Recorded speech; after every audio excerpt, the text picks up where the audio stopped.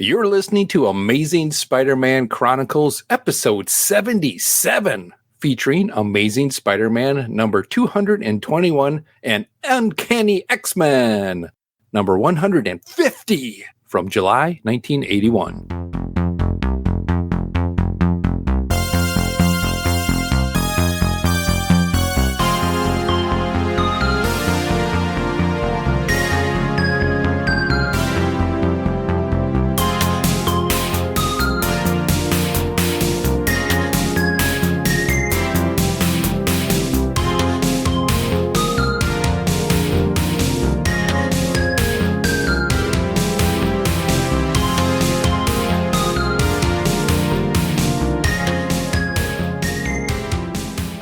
Hello and welcome to the 77th episode of Amazing Spider-Man Chronicles podcast. I am your host, Pat, aka DJ Christatos. Amazing Spider-Man Chronicles is a podcast that will journal the Amazing Spider-Man comic book issues read chronologically by their release date, along with another comic from my comic book collection, either in digital, in a trade, or from the many long boxes stashed away in the basement. Each episode will provide short recaps, reviews, and ratings of the issues for that release date. The goal is to keep me actively reading through my collection and having some fun along the way, talking about them with my friends. And speaking about my friends, 77 times, my friends. 77 times. That's 77, yeah. 7 times 7 is 77 times. Speaking about 77 times. No, 7 times 7 is 49. Oh, 49? No. 7 times 11 is 77. Well, there you go. So I'm not good with math. Pat can't add, y'all. Pat can't add. Yep. It's hard for me to add it up. You know what I mean? Add it up. Add it up. Let's see what you got. Oh, yes. I'm mixing the streams, boys. I'm mixing the streams. Speaking about mixing the streams, let's go ahead and talk to Jared Ulbrich, a.k.a. Mr. Death Probe himself. Well, hello, guys. Before we get started tonight, I wanted to let you in on a new health kick that I'm on. Dried grapes. I want to talk to you guys about dried grapes. I don't know if I've talked to you about dried grapes in the past, but I'm all about raising awareness. Oh. Oh, okay. I was trying to think, what do grapes have to do with anything in the comic books? Raising awareness. I'm just doing bad puns. You're just doing bad jokes now. Yeah. Okay. I see. You still got some leftover from... Yeah, they're not Christmas branded. They're just generic branded. So I thought let's move on. Yeah. Yeah. What a good idea. Let's go ahead and move on. We'll move on over to Delvin, the Dark Web Williams. How are you, Delvin? I'm great, Pat. How are you? I'm doing well myself. I have something in common with the feature villain in Amazing Spider-Man. You want to know what that is? You're going to sing? He wasn't, the Lonesome Pincus wasn't the villain. He was a tragic hero, sir, as I will get to in my synopsis. But no. The villain was Ramrod. Villain was Ramrod. Mm-hmm. Anyway, you know what I have in common with him? I don't think I want to know anymore. Very few people recognize you in the street. Well, that's probably true, and also neither one of what. Yeah, well, I'm not bald. There's hair on top of my head. Still, I still physically fit. Well, yeah. Well, and thankfully, me without the use of pharmaceuticals. But like the thing that I was thinking of is neither one of us has ever hit Spider-Man once. That's good. That's a good one. Thank you. Thank you very much. That is a good one. Wow. I wasn't knowing where that was going, but that came out pretty good at the end there. So I appreciate that. All right. Well, let's go ahead and see if Jason the Weasel Skull has anything in common with any of the issues we are covering tonight. All I know, Pat, is that learning is good. Mm-hmm. Yep. Learning is good. Learning is good. Yep. I'm at a loss because I must have not learned anything, so I don't get it. Well, I wrote that. I put it on a statue and then tried to beat the S out of Spider-Man with it. Oh. Is that what's on the statue? Yeah, that's learning is good on the statue. That's going to be my silly Spidey moment. Oh, okay. Does it really say that? Yeah. If you look at the statue, there's somebody taped a little sign over and said, "Learning is good." That's funny. With a deep cut. There's a lot of stuff on this one, but we'll get to that. speaking about getting to it, before we do, if you guys got a comment or a question, go ahead and leave us a voicemail that we will play later on in the show. Go ahead and leave us a message at 707-532-5269. That number is 707-532-LBOX. Pick up the phone. Tingle, tingle. Pick up the phone. That's how I would assume Ramrod would say it, like forceful. Smile, Pat. Smile. Oh, I am. Thank you, Delvin. Thanks for that reminder. Now, before we get started with this episode's issue, let's go ahead and take a quick podcast promo break, and we will be right back. Hey folks, this is Jared Albrick, aka the Yard Sale Artist, and semi-regular co-host of the Longbox Crusade podcast with Pat Sampson. Pat came to me recently with a fantastic idea on how we might get the podcast community involved in taking some action to do some good. He called this idea Comics for Courage. Comics for Courage is a concept that came to Pat after I told him the fantastic true story of when I was stationed in Iraq during my military service. While there, I received a huge care package of comic books from the awesome folks over at Wizard and Toy Fair magazines. We had so many comics, we didn't know what to do with them all. Seriously, it was over 100 pounds of comics. So me and a couple of buddies took the bounty of comics we had down to the Give and Take library we'd set up in our headquarters building. And you know what? Within 24 hours, all the comics were gone. The bottom line here is that throughout history, World War II, Korea, Vietnam, Iraq, one thing remains a constant: soldiers love comics. It's quick, easy, fun reading that gives a soldier a taste of home and lets them escape into an amazing world of comics, even if it's just for a few minutes. So here's the best part of Comics for Courage. Pat and I aren't asking you to donate 1 cent of your money to Comics for Courage. What we would love is for you to donate your excess comics. You know, those ones that are just kind of laying around. Just drop them into a box or a big envelope and mail them over to supportourtroops.org. Their mailing address is Support Our Troops, 13617 North Florida Avenue, Tampa, Florida, 33613. Now, they will make sure those comics get distributed to random soldier care packages, and as a person who's been on the receiving end of this, I can tell you it will mean a lot. And if you'd rather donate money than give up a single comic book, trust me, we understand about that. You can donate through their website as well. Again, that's supportourtroops.org. Just remember 2 things, all right? 2 things. 1, make sure the comics have good, clean content. No nudity or adults-only comics, please. Those are the rules for any military member receiving goods downrange. Okay, and number 2, this is the fun one. Please take a picture of you with your donation stack and post it on Twitter or Facebook at LONGBOX CRUSADE, or email it to contact@longboxcrusade.com. We'd love to give you an on-air shout-out and post your pic on the longboxcrusade.com website. In summary, Pat and I, over at Longbox Crusade Podcast, would greatly appreciate you taking this small action to make a difference in the life of someone who is far from home, defending our freedoms. Thank you for supporting the Comics for Courage initiative. That website again is supportourtroops.org. Please check it out. Throw them some comics. Make some soldiers happy. We appreciate it. Thanks again. Welcome back from the break. Now let's get to the first featured comic for this episode. It is Amazing Spider-Man number 221. The credits for this issue are provided by Mike's Amazing World of Comics. And we would also like to say rest in peace, Mike, as he had passed away in 2023. So he's done a lot of great work for a lot of us podcasters and just people that want to get comic information. Man, what a great job he has done. So Legend. Rest in peace. Yeah, it will live on. Publisher was Marvel. It's got a cover date of October 1981, but its on sale date was July 14th, 1981. Cover price is 50 cents. Editor is Thomas P. DeFalco. Superstar. Can you dig it? Writer is Dennis J. O'Neill. Penciler is Alan Kuppelberg. Inker is Jim Mooney. Letterer is James R. Novak. And the colorist is Christy Shield. I'm sure she's nice. I think that's a pseudonym for Glennis Wayne. She just didn't want to brag.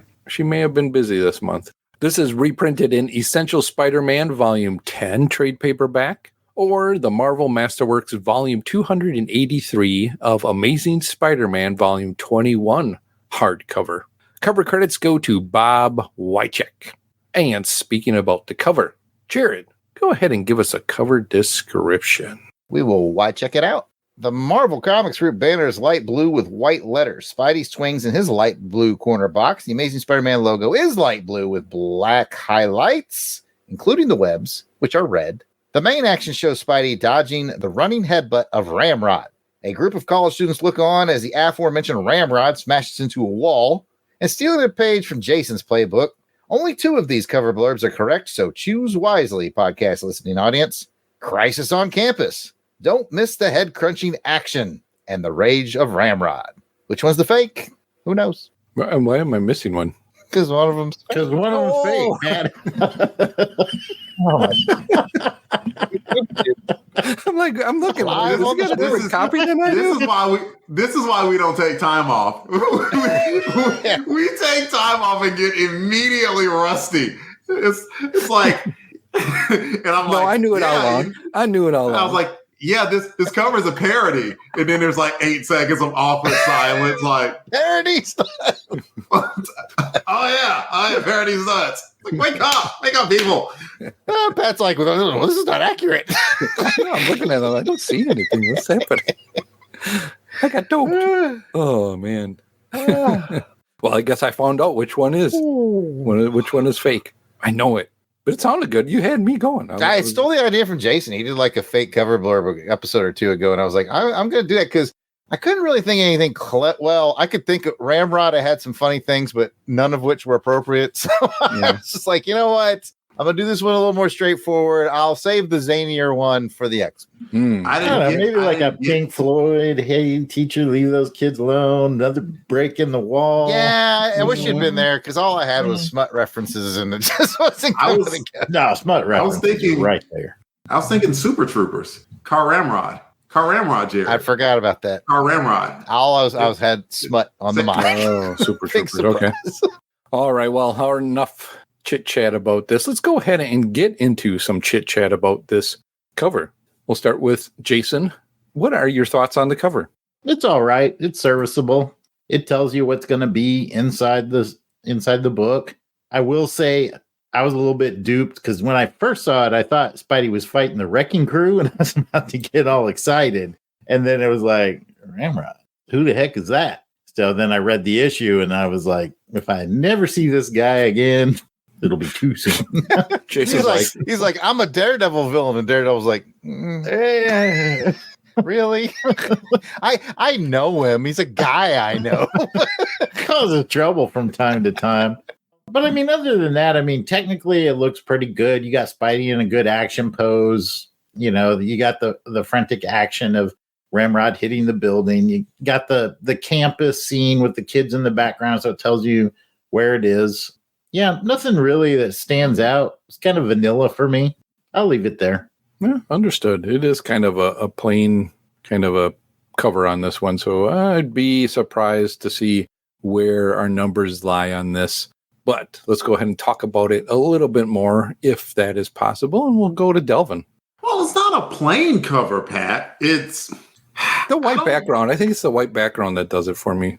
Thankfully, you got students in the background and some buildings behind the students and some trees behind the buildings. So at least some work was put in. And I will give Mr. Wycheck his credit. I'm not the hugest fan of the pencils per se, but the man did at least put in a little bit of work. It looks like they gave him some time to do the cover, and he did a good job. I like the blue and on black Amazing Spider-Man logo. I think that it really pops. I think that's really cool. That looks good. Yeah, like it suffers, of course, because Ramrod is tremendously lame. And keep in mind that this is a show and we're a network generally about positivity. And I called it super lame. And no one's going to question me on that because he is. Like what do you do? I have like a cybernetic head. Oh, so you're Hammerhead? No. No, I'm not Hammerhead. So who are you again? I'm Ramrod. From the Wrecking Crew? No, not at all. The Daredevil villain? I just know him in passing. I do not claim I've him. never seen the guy, Daredevil says. I've never seen him. I claim the Owl. I'll even claim Stiltman. I am not claiming Ramrod. I will not do it. Anyway, that's all I got. Like, it's not a bad cover. It wasn't a ton to work with because it's Ramrod. What you got, Jared? Delvin, I'm glad you asked.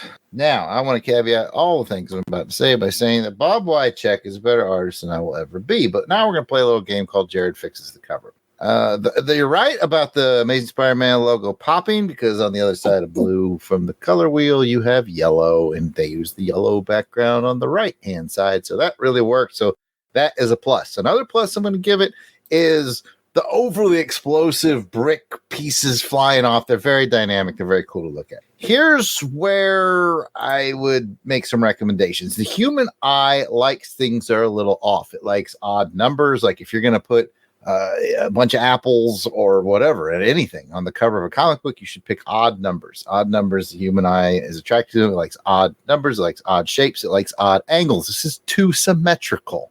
A rakish angle, I know we use it a lot, would make this work better. It's very flat in its angles. And then the people in the background are very organized, tall to short. Left like if right. they were going to take a photo, like a group photo, tall people in the back. Yeah, that's too much organization to engage the human eye.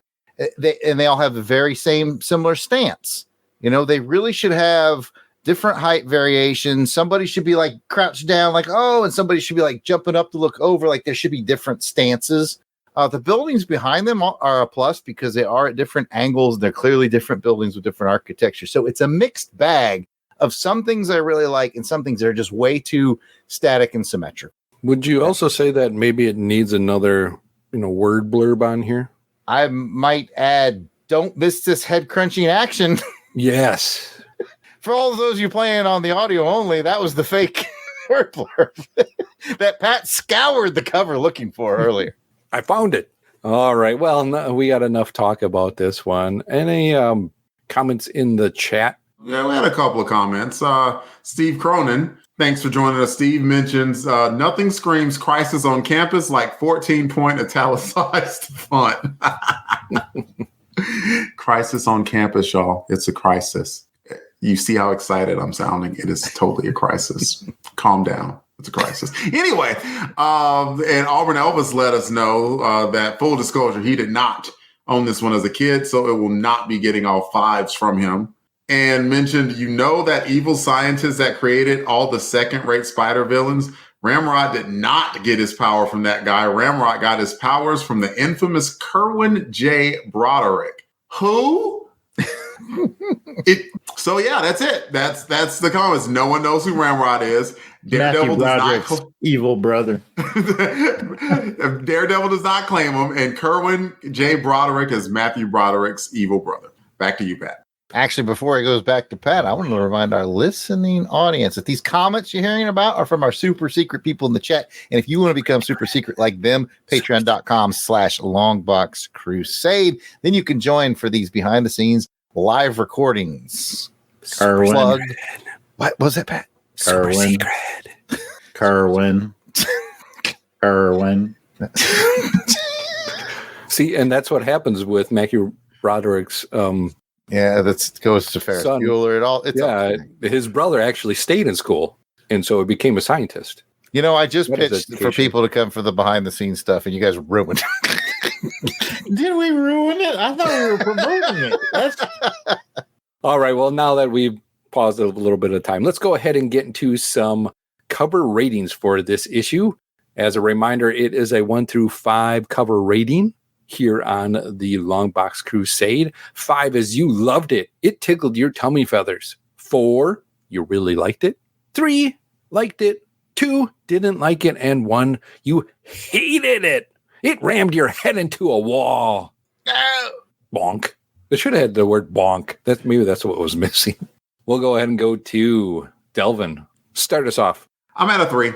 Auburn Elvis mentioned, he says, I'll say this art style of this cover is a throwback to those very early Ditko covers. And I agree. It does kind of look like a throwback cover. And that's kind of, I guess, what threw me since, we are in the 80s now. We ain't in no 60s no more. We in the 80s, and, disco's about to die, whatnot. And so, yeah, I guess that's how, the cover kind of threw me. And I can't wait to see some more Romita Jr. covers. I hope he's coming back soon. I miss him. So I give it a 3. It's like an unenthusiastic 3, but it doesn't deserve a 2. Like I think Bob Wycheck put the effort in.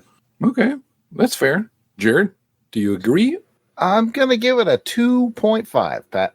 Okay, well, it's a new year, so we're going to have to say no, you can't do it. Yeah, I have a note here from Joe that says, Jared, that's your handwriting. Jared, that's your Joe. Why Joe lives. tear it off with a piece of paper. We're to give you hugs and kisses. Oh, I get it, because you can only get half of that piece of paper that he wrote. Just hoping someone knows.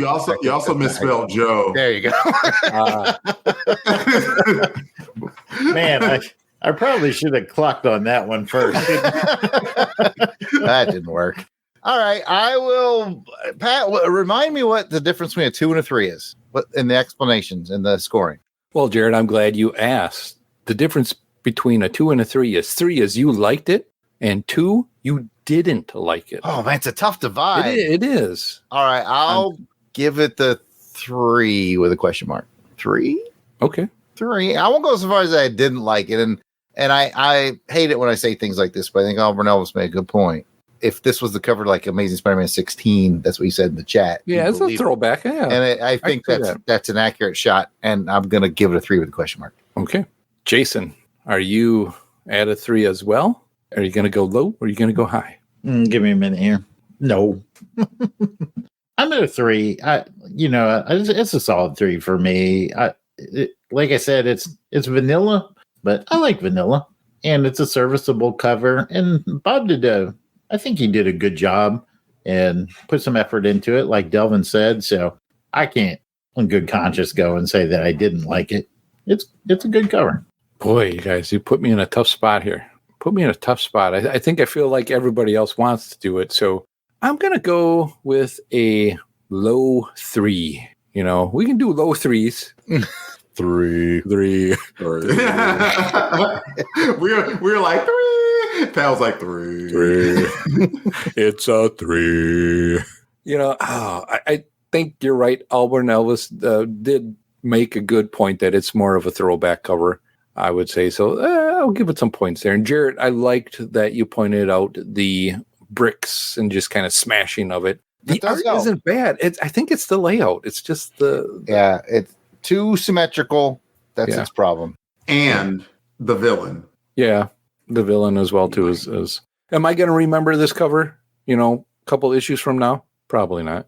I googled a whole bunch of Ramrod videos on the internet, and would you guys like to know what I found? No, we can continue, Pat. No, we're good. I think we found out you're going to have your you're gonna have to scrub that your laptop hard drive wiped again, aren't sanitized. All right. Well, with that, let's go ahead and get into the story synopsis and see where it goes from there. And that is brought to you by Delvin. While attending a demonstration in radiology, high school student Peter Parker was bitten by a spider which had accidentally been exposed to radioactive rays. Through a miracle of science, Peter soon found that he had gained the spider's powers and had, in effect, become a human spider, a Spider-Man. Stanley presents The Amazing Spider-Man.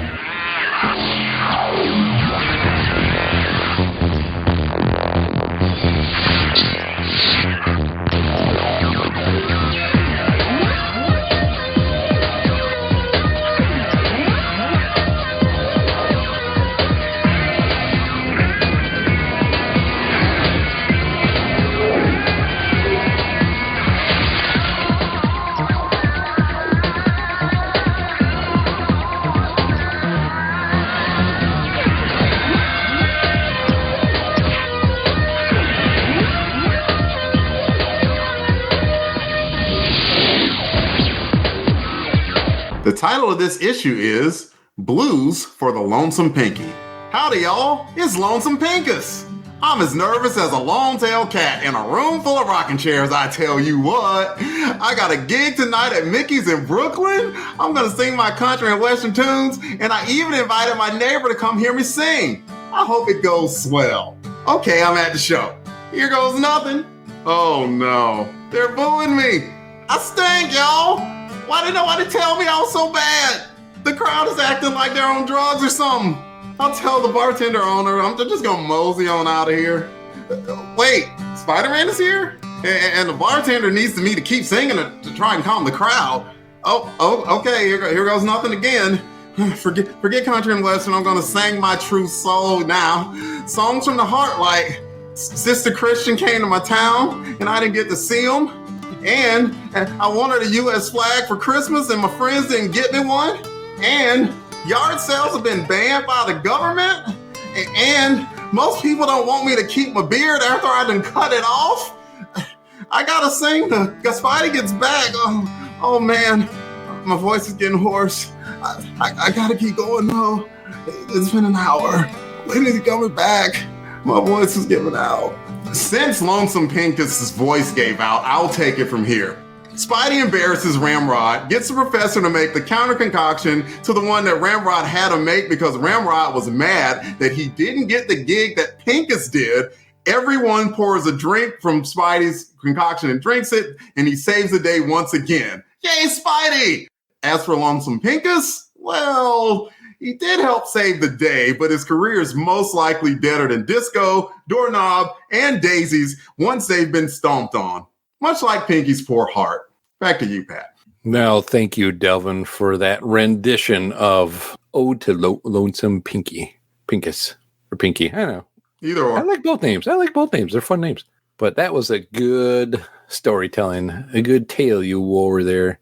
Man, I can just see us around the old chuck wagon, listen to that story, eating and talking as we sit around the campfire. Pass the beans. All right, well, let's go ahead and get into some bric-a-brac for this issue. Is it a first read or a reread? And boy, if someone tells me this is a reread, I'm going to say, what? So let's go ahead and go around. Jason, is it a first read or a reread? It's a first read for me, I tell you what. I guarantee it's a first read for me, too. Jared? It's a first read for me, Pat. Wow. Delvin, how about you? What in tarnation? It's a first read for me, Pat.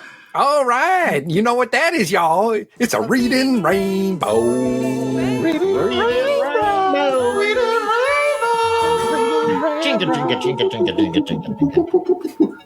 All right. Well, we got a reading rainbow on this one. I feel so good. Let's go ahead and get to some high, lows, or what does for this issue. And we'll go ahead and start with Jared. You got a high, low, or a what the? I have a high for Denny O'Neil. We've given him a little bit of crap. And from a macro view, I'm going to be honest with you, I really only know him from his writings on Batman mostly. And now I'm really experiencing Spider-Man run, and he's much more cut out to write Batman. But I will say this. I've noticed he has a theme of taking everyday characters and giving them a lot more depth and heart than a lot of other writers do, because he did it with that girl from the Sandman Hydro Man. I can't remember her name. Not worth remembering. But like she started out as an absolute joke, but he ended up giving her some heart and some purpose. And he's done it again with Lonesome Pinky, who was the butt of all the jokes, but at the end he had heart and purpose. And I'm like, that's kind of cool. I like that Denny O'Neil brings just these little characters in and just gives them depth, because it is a good balance from the usual pow kazam, especially if you're not, currently in the middle of building a story that's big around like Pete's relationship with Mary Jane, or perhaps the Black Cat, and so on and so forth. Sometimes you need other characters to elevate. And I think Denny's done that really well, bringing in almost no names and then making them memorable. I would definitely agree with you on that. That was one of the things I really enjoyed seeing what was happening here, is that progression that the character of Pinky went through. You started to feel for the guy. I'm like, oh man, he's got a gig. What's going to happen? Like getting mad again at Peter when he was like, oh, this is going to suck. I was like, man, He gave you free tickets. He's counting on your patronage, and your support. Come on, man.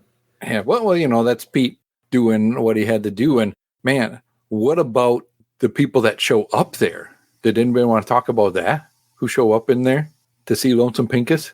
You talking about Debbie Whitman? Yeah. And Biff? Maybe if we went around and did highs and lows, maybe that would come up. Yeah. Right. Well, let's go almost as if we had a format for this kind of thing. Well, we do, but I'm so excited. So let's go ahead and see then, Jason, the Weasel Skull.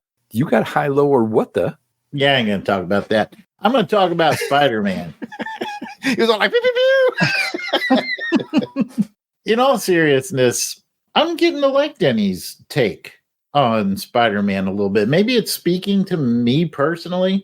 I've mentioned this before. I like issues that really demonstrate Spider-Man's powers and use them in innovative ways. And when I saw the cover of this and I first opened it up, I'm like, this is going to be a 3-book at best, right? And I was really surprised at how good the story writing was, even with a kind of a D-list villain, because it did show him use his spider sense to detect the drugs into the drink, so he knew not to drink it. It showed his, just how fast and agile he is. He was ducking Ramrod's blows. He could have done that all day. All day. Ramrod just would have tuckered out trying to hit him. He showed his strength. He was able to catch the statue. He was able to use his webs, to web the statue. And most importantly, I think he used his intellect, his resourcefulness on how he used the magnet at the junkyard to detain Ramrod so he could accomplish the task that he really needed to do. So got a really good full run of Spider-Man, both his powers and his resourcefulness in this issue. And I like that. And I'll stop there. Delvin, you got a high, low, or what the? I'll go with the what the.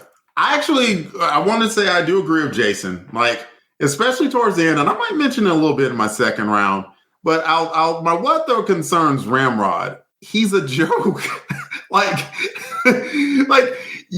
That this was kind of a filler issue, not terribly, because Mr. O'Neill is back on the book. I appreciated that. As soon as I saw that, I relaxed a little bit. I know I was a little bit harsh in Spidey 75 talking about the storyline and how absent it was as far as, no, it didn't seem like it was there was some continuity, but it was a whole substitute teacher thing. Not here. So at least you got Denny back. And he didn't take Ramrod seriously either, because Ramrod did not touch Spider-Man. He didn't touch him. It was the equivalent, if you watch WWE, of the mega baby face, fighting some jobber. He never, ever touched him. There was never a doubt that Ramrod could even harm Spidey in any way. And you kind of need that for a book, right? There kind of needs to be some sort of threat to the hero. I'm not saying every issue that Spider-Man has to get knocked unconscious or anything, but it's got to at least be ow, I chipped a nail, as opposed to seeing Spidey just get cardio, watching a villain just run into brick walls everywhere. That's all I'm saying. So it gets a what, though? I push back a little bit, though, because it's I'm not pushing back that he's a joke. But I think the threat that he posed, the enemy to Spider-Man in this issue was time. He was on the clock to get this back. True. So Ramrod, although a joke, is a physically imposing joke that he had to figure out how to remove him so that he could have the time to administer the cure to all the people in the bar. So to me, that was really the tension, the dramatic tension, and it was the race against time feeling. The enemy was time. This ain't 24, Jason. I didn't hear any. I didn't see no Jack Bauer. The enemy is time. How dare you? All right. I tried to bring a little creative. It was creative and intelligent. I do see both of your guys' point on this one. And I think, Jason, you were right. It was a time constraint that Spider-Man had to do. I'm like, man, how's he getting? He's got 90 minutes. When he figures he's got 90 minutes out, it's already less than 90 minutes, right? With all that was going on. And he had to go get the stuff, then go to this other place and do something and get something, and then go and get the antidote and try to, make the guy talk and figure out what he had to do, and then get all the way back there. Like, how far away was this? That was incredible. Like what Spider-Man did.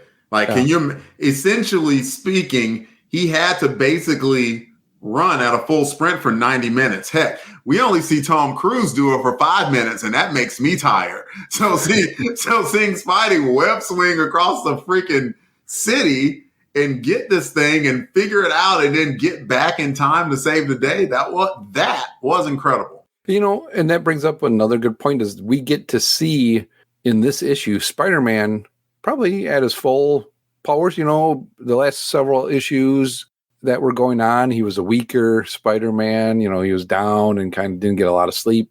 All that was happening to him, and now we see him more at his peak level and what he can do when he is, physically fit and ready to go, and has a nice uniform on. It doesn't smell like fish or whatever that happened before. Jared, let's go ahead and go to round 2, and you got another high, low, or what the? My lowest for you, Pat. All that consternation around Debbie Whitman, and you didn't even use her on your round. Like, what?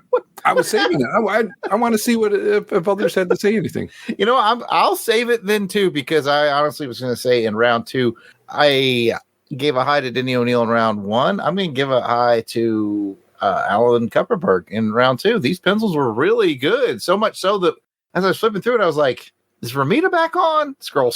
Oh, this is Kupperberg, and that's a compliment right there, because I was like, he's got good Spidey poses, he's got good action.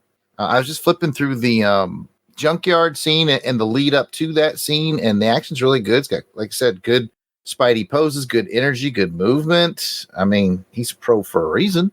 So I guess my highs for this issue are going to be the writer and the artist, because I thought it all came together pretty well. Maybe I've seen too many James Bond movies, but the second I saw Junkyard over his shoulder, I was like, that dude's getting caught up in the magnet. Yeah, they had the Chekhov's gun moment in that panel too, when you saw the magnet hanging there. It's like, oh, I know what's happening. Yeah, this guy, he's pulling a Jaws from the Spy Who Loved Me. That's it for me, though. All right, well, then we'll go ahead and go back to Jason. You got a high, low, or what the for the second round? I'll tee it up for you, Pat. We'll talk about Biff and Deb. Press the palm, Jason. Press the palm. What? I didn't understand that. That just means shake his hand. That's it. Shake his hand. There's just something not right about Biff. Let's just put it that way. There's, other than the fact that he's been cock blocking my boy Peter, we understand Peter did his, had his comeuppance, but I think Debbie still has a longing for our boy there. So anyway, I guess it's a what the for me. Like what's going to happen here? I thought we'd seen the last of Debbie, and apparently we have not. I thought so too, and I think that's what really surprised me as we got into the story. And then next thing you know, there's Debbie and Biff show up. I'm like, oh no, what's going to happen here? I didn't know what to say. I was like, oh, and then you hear what she says. She's like, oh, Peter looks so sad or whatever. I miss him. But I guess I'll hang around with this doofus of a guy, Biff, because he treats me better.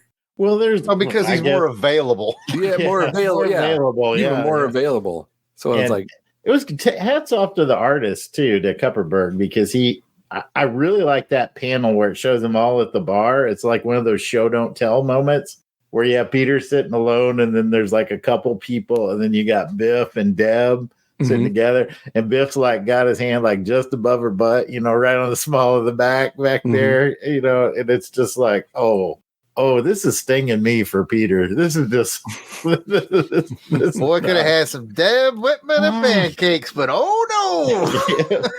Boy, you're in a country bar drinking alone with your ex sitting down the bar from you. That's a country song. Yeah, that's right. That's a country song right there.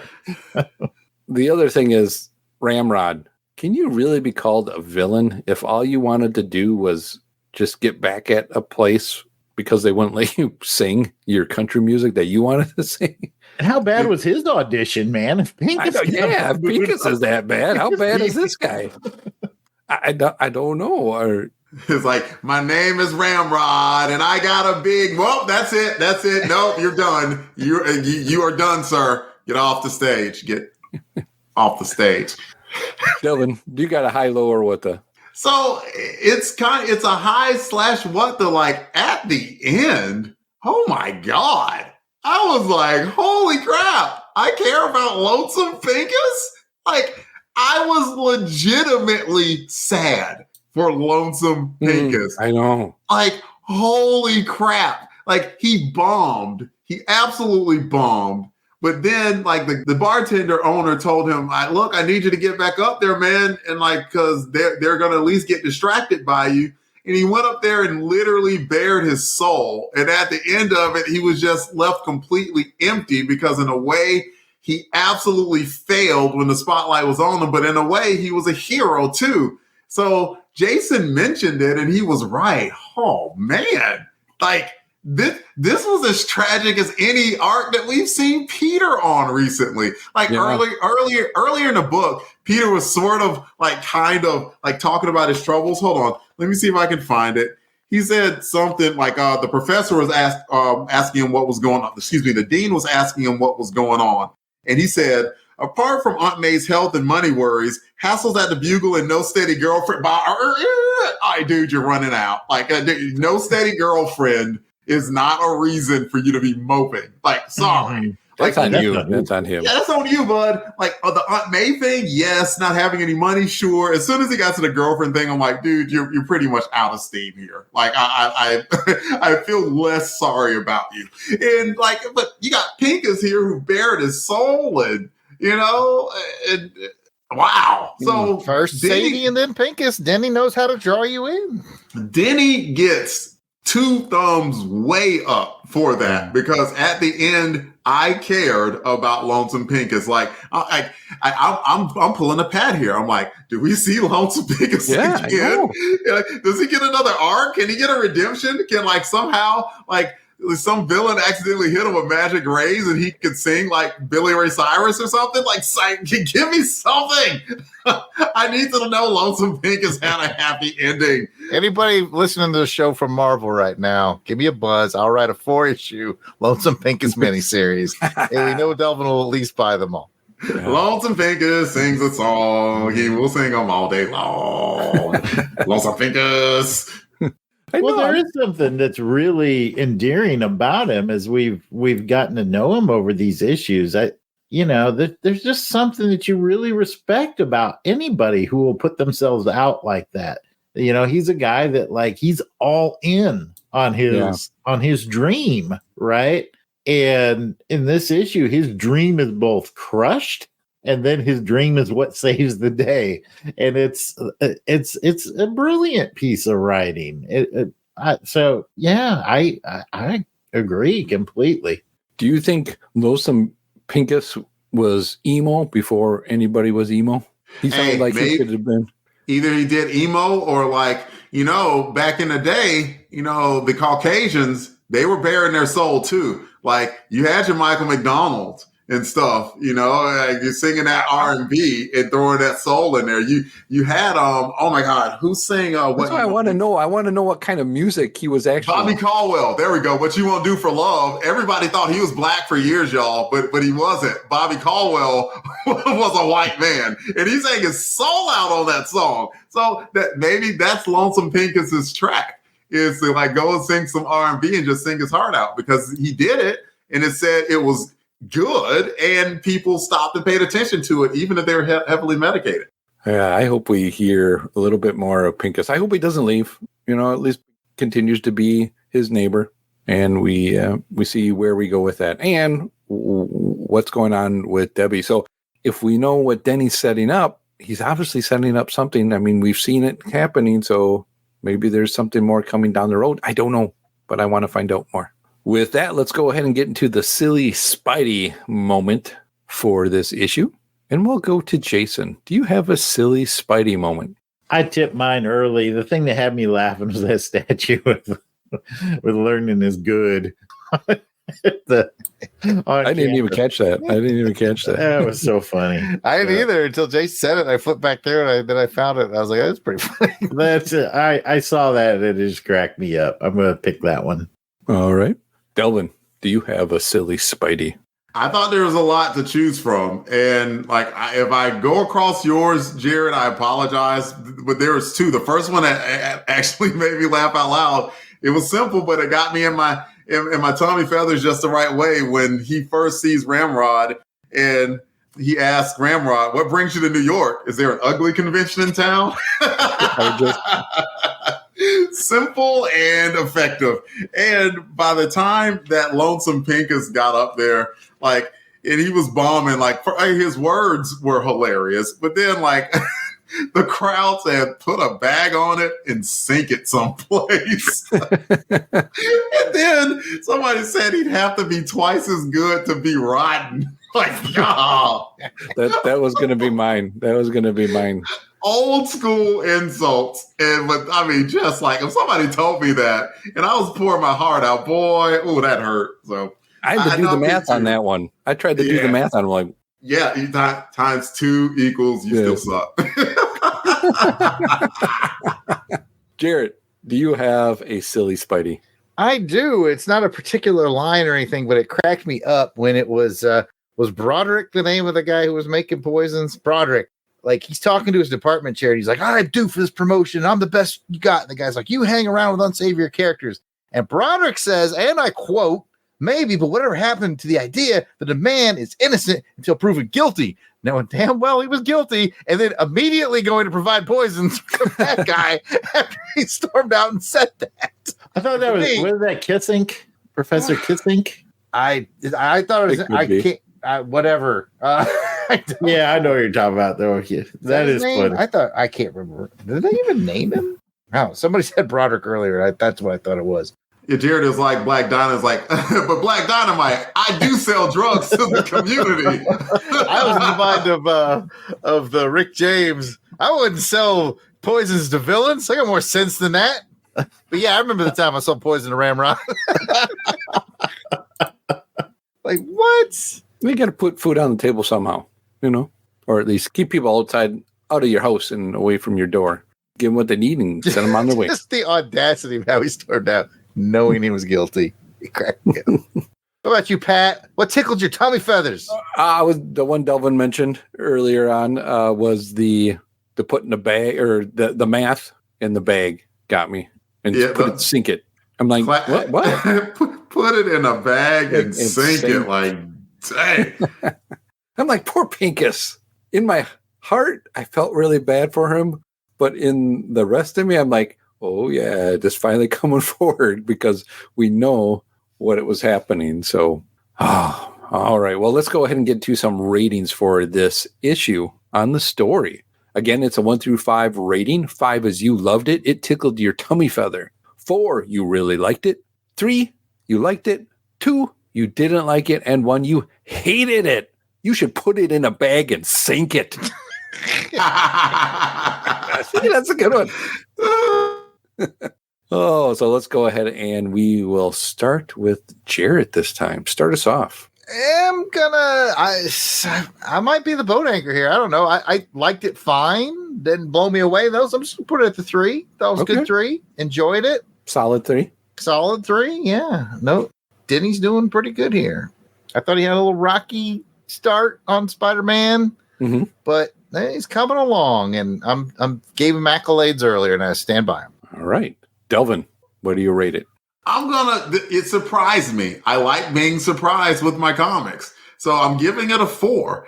I legitimately cared about Lonesome Pincus. I felt bad for this dude. And we all have talked about stuff like this before, but it was mentioned before.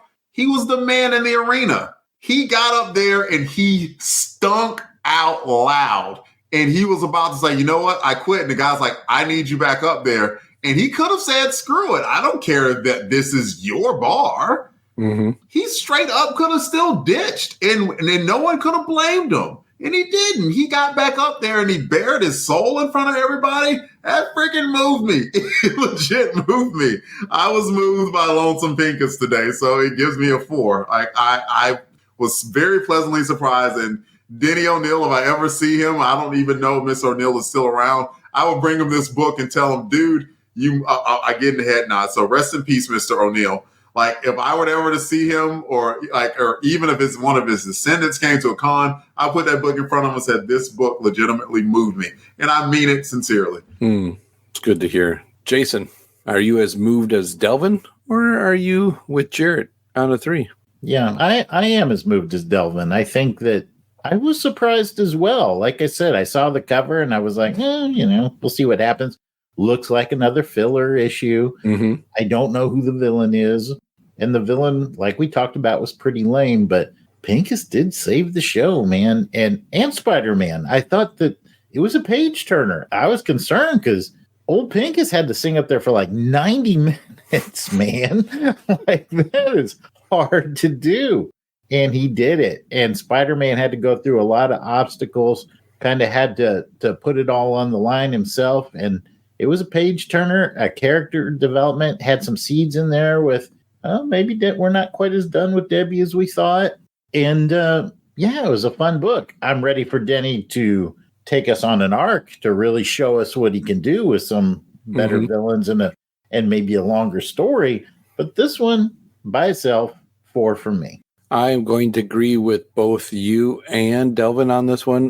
Like Delvin, I was pulled by the heartstrings on the Lonesome Pincus. He's been a character that I have enjoyed watching grow. And that's a good storytelling that has been done with this character, is to make you feel like that. It just, I wanted to watch more of Pincus than watching Spider-Man fight this guy. It's like, I don't care about the fight, but what's Pincus going to do? Because he can't even drink too. He can't sit there and take a drink. Otherwise, then he's going to get on the tripping or whatever too. So, just singing and playing for 90 minutes straight, man, that's a lot to do without taking a break. So hats off to him on what he did, and hats off to Denny for making me feel this way about it. So it's 3 cool guys at a 4 and 1 chump at a 3. Guys like that ramrod, did you? We like Pincus. Leave Pincus alone, Jared. Leave Pincus alone. It's all about the Pincus. That's what we like. Well, with that, let's go ahead and get into the karma count. And let's see, does Pincus get some karma count? I wonder if maybe Pincus karma goes up, that he'll eventually get some superpower or something for maybe singing. Maybe he'll be able to get a new guitar since he cried on it, the one that he's got, and kind of warped it out a little bit.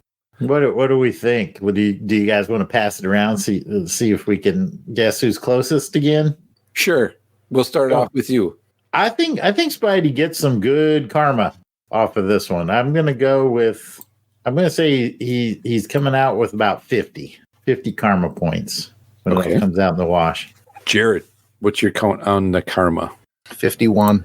51. It's not Price is Right, god dang it. Delvin 52 and just boxed me right in. I was teed him up for it. You don't know me. I wasn't thinking about doing that. 52, Pat. I'm thinking it's 52. That seems fair, Delvin. Pat, your smart play here is to go 49. That's what I'm going to do. Actually, do $1 because remember you can't go over. I will go 49 because I went too high, I think, the last few times because I don't understand it.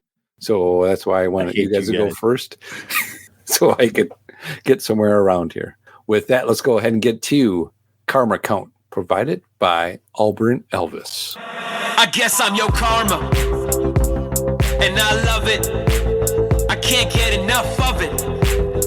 There's nothing above it. Hi, Crusaders. This is Auburn Elvis. By now, you know that superheroes can improve their strength by working out, and according to the 1984 Marvel superhero role-playing game, it ain't easy. In the game, heroes gain and lose karma for how heroic their actions are. Karma can be saved up and spent to improve an ability score. Improving an ability costs 10 times its current score, so if Spider-Man wanted to improve his strength of a 40 to a 41, it would cost him 400 karma points. And to give you an idea of how long it would take Spidey to earn that much karma, here's the karma count for his actions in this issue. Amazing Spider-Man 221 starts off with Peter meeting Dean Ulrich about his slipping grades. Peter promises to do better, so that counts as making a personal commitment that we'll keep an eye on to see if he keeps it in the future. After his spider sense alerts him of danger, Spidey squares off against Ramrod. There's some property damage in their fight that will cost 10 karma, and Ramrod manages to escape as Spidey saves a group of people. We're not going to penalize him for the escape, and he gains 30 points for the save. Later, Peter bumps into Lonesome Pincus and agrees to go to his show. Amazingly, Peter keeps this personal commitment, gaining 5 more karma. As the show goes on, the crowd gets rowdy. Peter changes into Spidey and prevents several acts of violence, gaining 30 more karma. Lonesome Pincus proves to be even more effective at this, so Spidey leaves to consult Dr. Kissick about the cause of the outbursts. Spidey gets very lucky as Kissick admits responsibility for the poison that caused the crowd to turn violent. Spidey has to get Kissick's antidote, then race back to the club before Pincus runs out of material. Ramrod shows up and another battle ensues. There's some slight property damage before the fight moves into a junkyard. That's going to limit the karma loss to just 5 points. Spidey gains the 5 points back for some jokes, and finally defeats Ramrod with a giant magnet. That'll gain Spidey 40 karma for winning the battle, and another 15 since we can assume Ramrod gets arrested. Spidey is also able to get back to the club before the concert ends and cure the audience with the antidote, gaining another 30 karma. But since Spidey swings away without even thanking the real hero of the evening, Lonesome Pincus, we'll deduct another 5 karma. A small thank you would have been the least Spidey could have done. But even with that, Spider-Man earns a total of 115 karma in this issue. If he were to do this kind of thing 3 more times, he'd earn enough karma to improve his strength from a 40 to a 41. I'm Auburn Elvis. I thank you very much for listening to this karma count. Play us those plaintive, pained, and beautiful tones, Joe November. I guess I'm your karma, and I love it. I can't get enough of it. There's nothing above it. I think Delvin won that. Mm-hmm. Yep. Price is Right strategy paid off. Yeah. Yeah, I was going to say, we were pretty low, but it turns out had the double what we were at. And Delvin's the big winner on this one. Woo. It usually, Price is Right stuff usually works out for me. What can I say? Mm-hmm. I guess that's your karma. And I love it. There's nothing above it. I've had enough of it. Speaking about having enough, let's go ahead and put an end to this issue. You got a comment or a question? Send us an email at contact@longboxcrusade.com or make a comment on the Twitter, Instagram, or Facebook page. We will be right back. John Jones of Mars, Katmatui of Gorgar, Ronnie Raymond of Earth, Al Bratt of Earth, Jenny Lindnate, Arthur Curry, Carter Hall, Kendra Saunders, Ted Gord, Arani Desai, Paco Ramon, Hank Haywood, David Knight, Erwin Bowen, Wesley Dodds, Charles McNider, Terry Sloan, Tara Markov.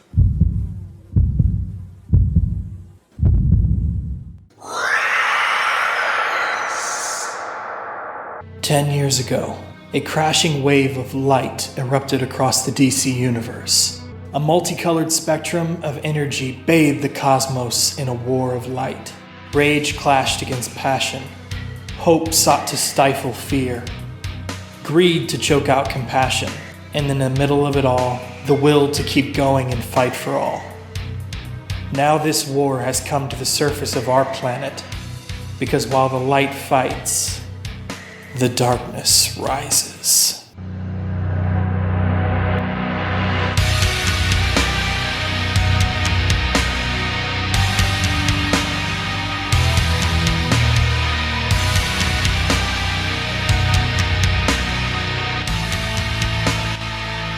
Hero, villain, friend, foe, family.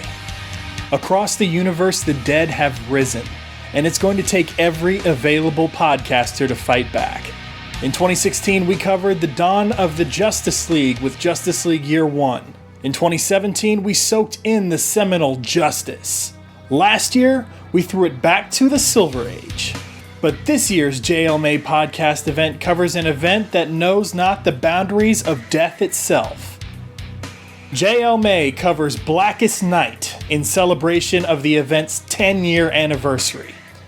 Our coverage begins on April 30th with the podcast of Oa and proceeds through the entire month of May with Chris and Reggie's Cosmic Treadmill, the Idlehead of Diablo, the Fire and Water Podcast, Head Speaks, Coffee and Comics Podcast, Longbox Crusade, Waiting for Doom, Task Force X, the Starman Manhunter Adventure Hour, the Dr. DC Podcast, the Birds of Prey Podcast, Justice's First Dawn, and ends with the Lantern Cast. So join us this May, because across the DC universe, the dead have risen. Where will you be?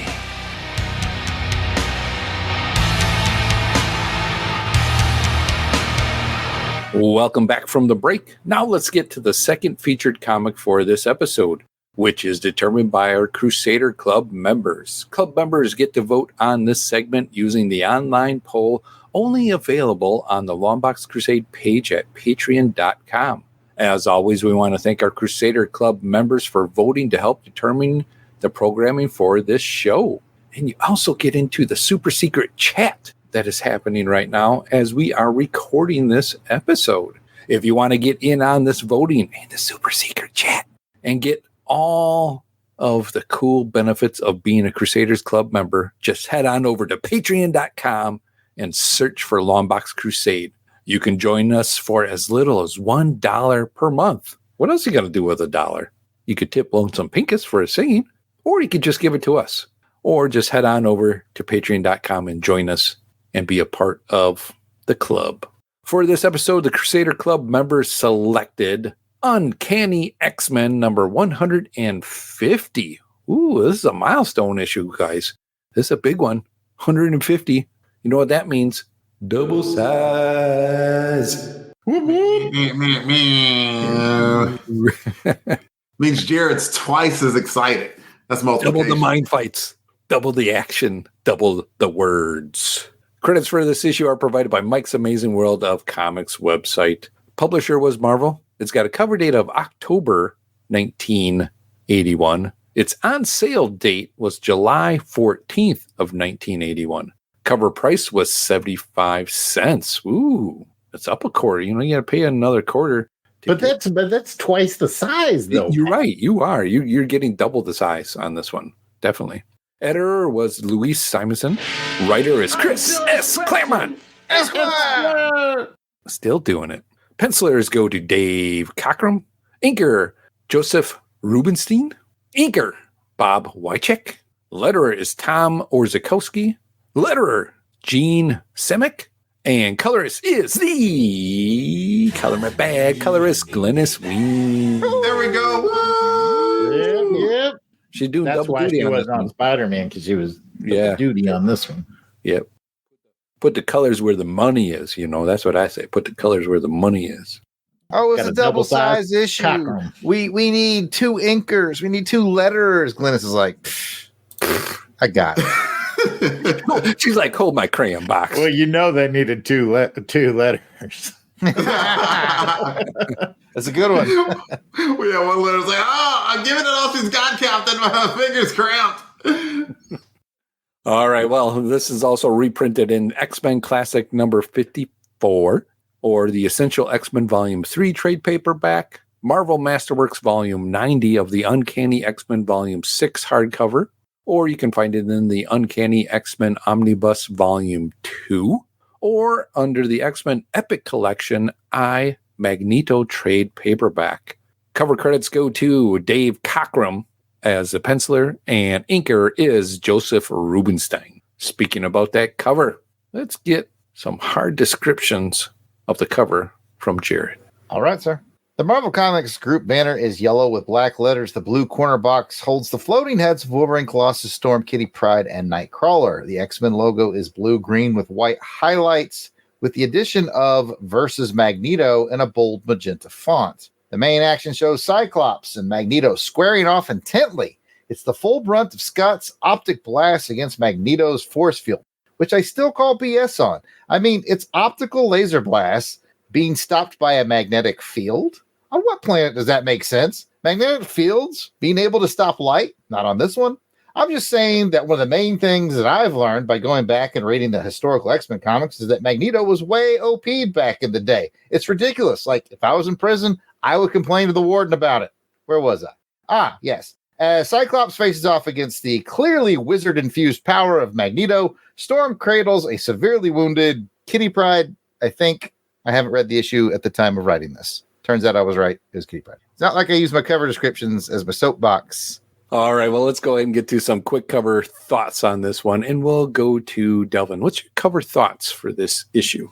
By Dave Cockrum's standards, I think that it's okay.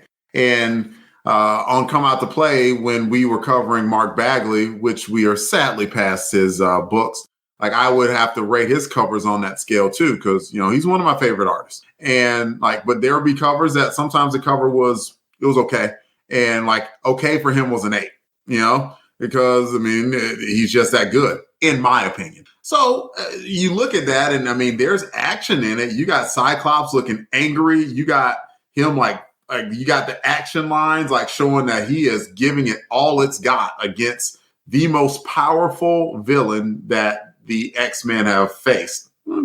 Mostly. There's Proteus, but Jared complained about those powers too. I digress. And then in the foreground, you've got Storm lamenting the loss of, looks like Kitty Pryde is very, very hurt, which was something that happened in the book. So it's a good cover. Do I think it's a great Dave Cockrum cover? No. Do I think it's a good one? Yes. And is Dave Cockrum one of the best X-Men artists to ever do it? Also, yes. So there's that. Interesting. I like the title on this one and how they put Magneto versus Magneto, and it's got that wedgie kind of feel to it. I like that kind of style that they did there. The color wheel, Jared, is the blue and the magenta, or this is where the cover kind of set. Not my turn to talk, but yeah, okay. It's got muddled color problems. Yeah, and every time they have a Magneto is on the cover, he's always got the magnetic force around him. So I feel like this is something they're trying to either copy from before, like an older X-Men cover, possibly, and just kind of homogeneing it a little bit. But yeah, I can see how this cover can be kind of it's all right. Jason, what's your thoughts? Y'all done? Y'all done crapping on this cover? Because this is a banging cover, y'all. This speaks to me as an X-Men fan. What's the cover supposed to do? 2 things. 1, it's supposed to grab your attention. Check. Cover job number 2, it's supposed to kind of accurately reflect what's going on in the story, the key parts of the story. Check. What's the third thing, Jason? It's got to be drawn by Dave Cockrum. You said there's only 2 things. You're a liar. I am a liar, but not on this. So basically, you got 2 things going on. You got the battle between Magneto and the X-Men is represented by Cyclops. It looks great. I love the action poses, both of them. You get the head-to-head, pitch battle feel. I like how they cheat a little bit and put Glennis to work on that colors. She's lots of orange, lots of reds. So now you don't have to draw anything in the background, but it's that energy that just highlights the intense action that you're going to find in the book. And then with Storm and Kitty Pryde, you've got the emotional moment, and you get the sense there's going to be some damage, there's going to be some loss, which, spoiler alert, there is. So I think that this is a great job by Dave Cockrum, and I like it a lot. Would I hang it on my wall? We're about to find out. Ooh, intriguing. Jared, what are your thoughts on the cover? Are you with Jason, or are you with me and Delvin? I'm going to bring what I think is a unique perspective, because once again, I read it in the Essential X-Men, which means what? Black and white. Black and white. I'm looking no at Glennis. Pure ink work on the cover, and it is better in pure ink work, black and white, than it is the color. You shut your mouth. You shut your mouth. I don't besmirch the name. Glennis name out your mouth.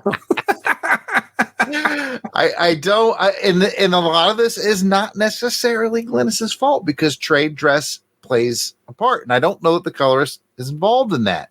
It's too many different colors between the corner box, the banner, the logo, the Magneto add-on. The reddish, orangish, greenish thing was already a little. It's okay. Red and green are opposites on the color wheel. I'll give it that, but I would like to see it a little bolder. Now let's talk about the things I do like. I like Cyclops, so it's really cool to see him back in action on the cover. He's been missing for a while, right? So that's a plus. Yeah, that's true. I like her. When I say her, I mean Glenn. Assuming Glynis did the coloring of the cover. I like her use of highlight on his bicep, chest, face as a reflection of, the light and the energy that's happening. She does it also on Magneto a little bit too, with highlights on the front. So that's all good. I think it's Cockrum, so it's good. There's a lot of highs and lows here, people. And the only thing I think I struggle with a bit is it is 150, which is a landmark issue, and you do have Magneto there. It just feels like maybe some more X-Men should be involved in this. Maybe simple is good. Let me tip my hand a little bit and say, as you read this comic, the next 2 pages I feel are better art than what's on the cover. Page 1 and page 2 are freaking incredible. So I'm going to hang something on my wall. It'd be page 2. We'll get to it. I know we're not in the cover. I know we're in the cover right now. Anyway, lots of highs and lows. We'll have to see where the numbers fall. I think you're right. I would prefer that first page, last page. Just him, just Magneto, everything about it. You're gonna get me. All right, I'm gonna go. Look at they use the zipatone, the little dot shading. That we're on page 1 now. We're not even on the cover now. The zipatone is used perfectly under his arm, along his belt, down the leg. I love the font, the I Magneto squared block metallic font. Again, I have it in black and white, so I don't know what it looks like in color. I don't know, man. It's this. Cool. It's exciting on back to the cover. It's exciting on one hand, but Cockrum's like his own enemy as the art inside gets better. Well, I think we've gone our round with our thoughts on the cover. Let's go and get to the cover ratings and see, will Jason put this on his wall? Will he not put it? Will any of us put it on our wall? I think Jason's putting it on his wall. I think he is. I'm not even mad, though, because it's got Cyclops. Let's get to the cover rating. As a reminder, it is a 1 through 5 cover rating for this issue. 5 is you loved it. It gave you a ring to swing from. 4, you really liked it. 3, you liked it. 2, you didn't like it. And 1, you hated it. It turned you into a baby. Let's go ahead and we're going to save Jason for last. Delvin, 1 through 5. 4. I did a lot of prefacing. I talked a lot about it. I have a lot of respect for Dave Cockrum, and I think he showed out well enough for this cover. I mean, particularly considering that he did all of the artwork within of a double size and did the cover too. That's true. Tons of credit for that. So 4. Jared. 3. There are 3 X-Men on this cover, but I would give the cover a 4. Just wanted to panic Jason for a second there. No, it's a 4. Delvin brings up a good point. He drew the whole issue and he drew the cover. And this is the guy that had to take a break from the book when it went monthly. And he has been producing a monthly product and a double-sized issue. That's respectable. Cocaine's a hell of a drug. If you draw Magneto, let's just get to drawing. Where's the pencils? I need the number 2 pencil, maybe a number 3 pencil. I don't know. Boy, you guys give up some really good points. And that's what I like about having these discussions with you, because you bring a different light and a different angle for me to look at it as well, too. So, yeah, you pushed me into a 4. But I do agree with Jared. I think they could have used a little bit more X-Men, some other characters on here. Like maybe them all kind of cowering away from Magneto or just Magneto being more, just present and just, I'm going to take you guys down. Maybe Scott blasting up like this or something would have been cool to see. Jason. I'm going to make a reference here that I know Jason's going to get. The Queen album cover, I think it's News of the World. Isn't that the one where they kind of turned it? Didn't they do like an Ultron Avengers? Yeah. I've got the T-shirt of the Look Ultron at page with 2 of Magneto, and in the page 2, he's pointing with his hand. But imagine he's got his hand doing that, and he's holding the X-Men, and they're defeated in his palm. Oh, see that? That would be. That'd be like a Doom pose, Hell yeah! That's what I'm looking for from 150. I think that's what I think we're vibing on that. Yeah, that sounds like the Jim Lee X-Men 1 cover in '90s. You remember where Magneto was like this? But I want him like oversized with little X-Men in his hands. Yeah. In his hands. Jason, is this going on your wall? Well, now I feel it's anticlimactic because I was going to give it a 4. No, I wasn't putting it on the wall. Welcome to 4 Island, 4 cool guys. I really thought you guys were talking it down to a 3, and I was going to have to throw hands or something. I'd fight all of you, man. This is because this is the. I mean, it's Hakra. I mean, the art is good. Yeah. I think in all seriousness, what keeps it from a 4, you all touched on that page 1. Magneto looks baller. The pose that they have him there, especially standing in front of that big globe. That's Cobra Commander pose, man. Yes, Cobra Commander pose, exactly. Can we quit talking about the inside of the book? We're talking about the cover. I know, but what I'm saying, okay, back to the cover. Y'all are out of line. Everyone's out of line. Well, the Kitty Pride, too. I just can't take that uniform seriously. That uniform is never going up on my wall. So there's that. And then when I think 5 with villains, I'm thinking of that Dr. Doom cover from X-Men. And if I compare that to this, no. That Dr. Doom cover is going on my wall. This isn't going on my wall, but it's getting a 4. You know, page 1 kind of looks like that Dr. Doom cover. We can look. It does. All right, well, there you have it. We are all at a 4. Woo! It's a cover rainbow. We have it right now. 4 cool guys. We finally agree. Like a boom, boom, boom. Like a boom, boom. Over the door. Get on the floor. Pat was about to miss this. I know. I was like, we took off for Christmas, y'all. We took off for Christmas. What happens? Oh, all right. Well, let's go ahead and get to the story synopsis. Jason, give us the story synopsis. Cyclops, Storm, Banshee, Nightcrawler, Wolverine, Colossus, Children of the Atom, students of Charles Xavier, mutants, feared and hated by the world they have sworn to protect. These are the strangest heroes of all. These are the X-Men. Stan Lee presents the Uncanny X-Men.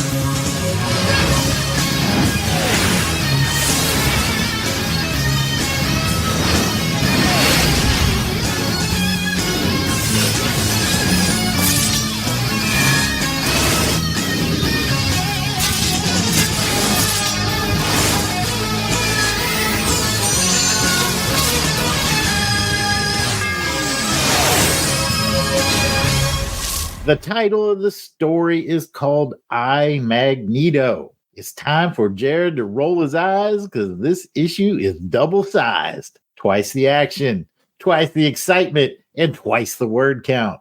Catching us up from the last issue? Well, I can't because you chose Rom over or something over this one. So we're going to just open with Magneto announcing to the world that he is all out of F's to give, and he is taking over the world as the world leader. Basically, he's in charge, and anyone who wants to run up is going to get done up. Demonstrating his strength to the world, he punishes the USSR by sinking a submarine and causing earthquakes in the motherland. He also takes down the X-Jet, forcing our merry band of mutants to ditch into the water. Undeterred, our team of heroes sneak aboard Magneto's island, reunite with the captured Scott Summers, and begin to sabotage the would-be conqueror's machines he's using for his conquest. When the master of magnetism discovers his foes are disrupting his plans, it's on like Donkey Kong. In a brutal battle that seesaws back and forth, the X-Men both battle their oldest foe and continue their desperate attempts to destroy the machines, amplifying his power. In the end, neither side can really claim victory, for it's Magneto's fury-filled attack against Kitty Pryde that shocks the would-be conqueror into questioning the morality of what he's doing. Both sides retreat to their respective corners to lick their wounds, think on lessons learned, and contemplate the adventures to come. Back to you, Pat. Thank you, Jason, for that double size synopsis. And I like that you threw in the word sabotage because they really were becoming some saboteurs. No, they were. Well, let's go ahead and get to the bric-a-brac for this. Is it a first read or a reread, Jason? It's a reread for me, Pat. All right. Delvin, first read or a reread? All of us lied and gave that dang cover a 4 just to placate Jason. He does this to us. I'm messing. I meant it for the 4. I have not read this before. It was a first read. Jared, is it a first read for you or a reread? It is a first read. It is a first read for me too, so that means 3 cool guys. Woo! And 1 reread chump. Yeah, in this show, we do not promote literacy. That's all right. We figured it was coming that way. But let's go ahead and get into some high, lows, or what does for this issue. And let's start with Jared. You got a high, low, or a what the? Everybody just stop and listen for a second. I'm going to give a high Claremont. What? For brisk storytelling. What? This double-size issue took me about the same amount of time to read as a single-size Claremont issue. Maybe he just needs to do double-size issues. Maybe he just feels like he has to cram so much into the regular issues, and he let this one breathe a little bit. I swear it just read faster. Like, it just clipped along, and it was interesting, exciting. It kind of had a video game plot, like we're going to work on this cylinder thing and this, it was the return of Cyclops, into his, leadership role and prime form again. That was cool to see. I don't want to go on. I'm pulling a Pat. My high is the story, and then I talk about every story point, right? But no, I'll stop there and just say it hit a lot of good beats. It was brisk. It was a lot of catching up, like I said, with Cyclops and all that stuff. And it all came together nicely. And it didn't wear me out. And it didn't make me feel like I was reading about the Omicron crystal or whatever it's called. Like, yeah, this was good stuff. Wow. That is a compliment at your level. I can really appreciate that. That is something that really shocks me, but cool to see. Also, it had Peter Corbo. Oh, yes, it did. I still, that guy just pops up everywhere. He's in the current, he's in the current X-Men and X-Men Red. Like, he's hanging around there now, too. He's on Mars. I remember when they went to space and he was like, hey, I'm in space. Like, let's talk about that, because I saw that it was Peter Corbo in here.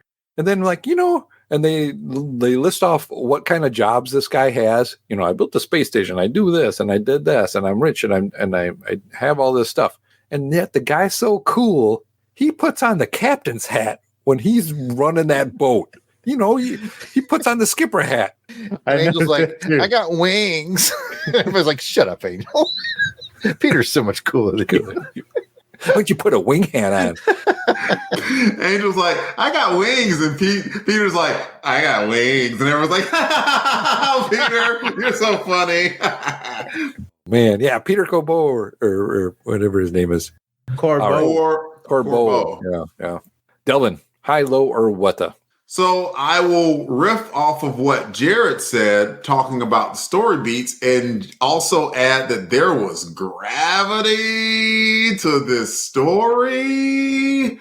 I was impressed by that. Like, oh my goodness. Like, Jared might complain about Magneto being OP, and there's no one who could argue that Magneto was insanely strong. Like, I'm not sure how his holograms were able to beam into all these places. I was like, get the bleep ready. So surprise, it's Magneto. Oh, you think you're on the submarine by yourself? Oh no, Magneto here with you. I just sunk your battleship.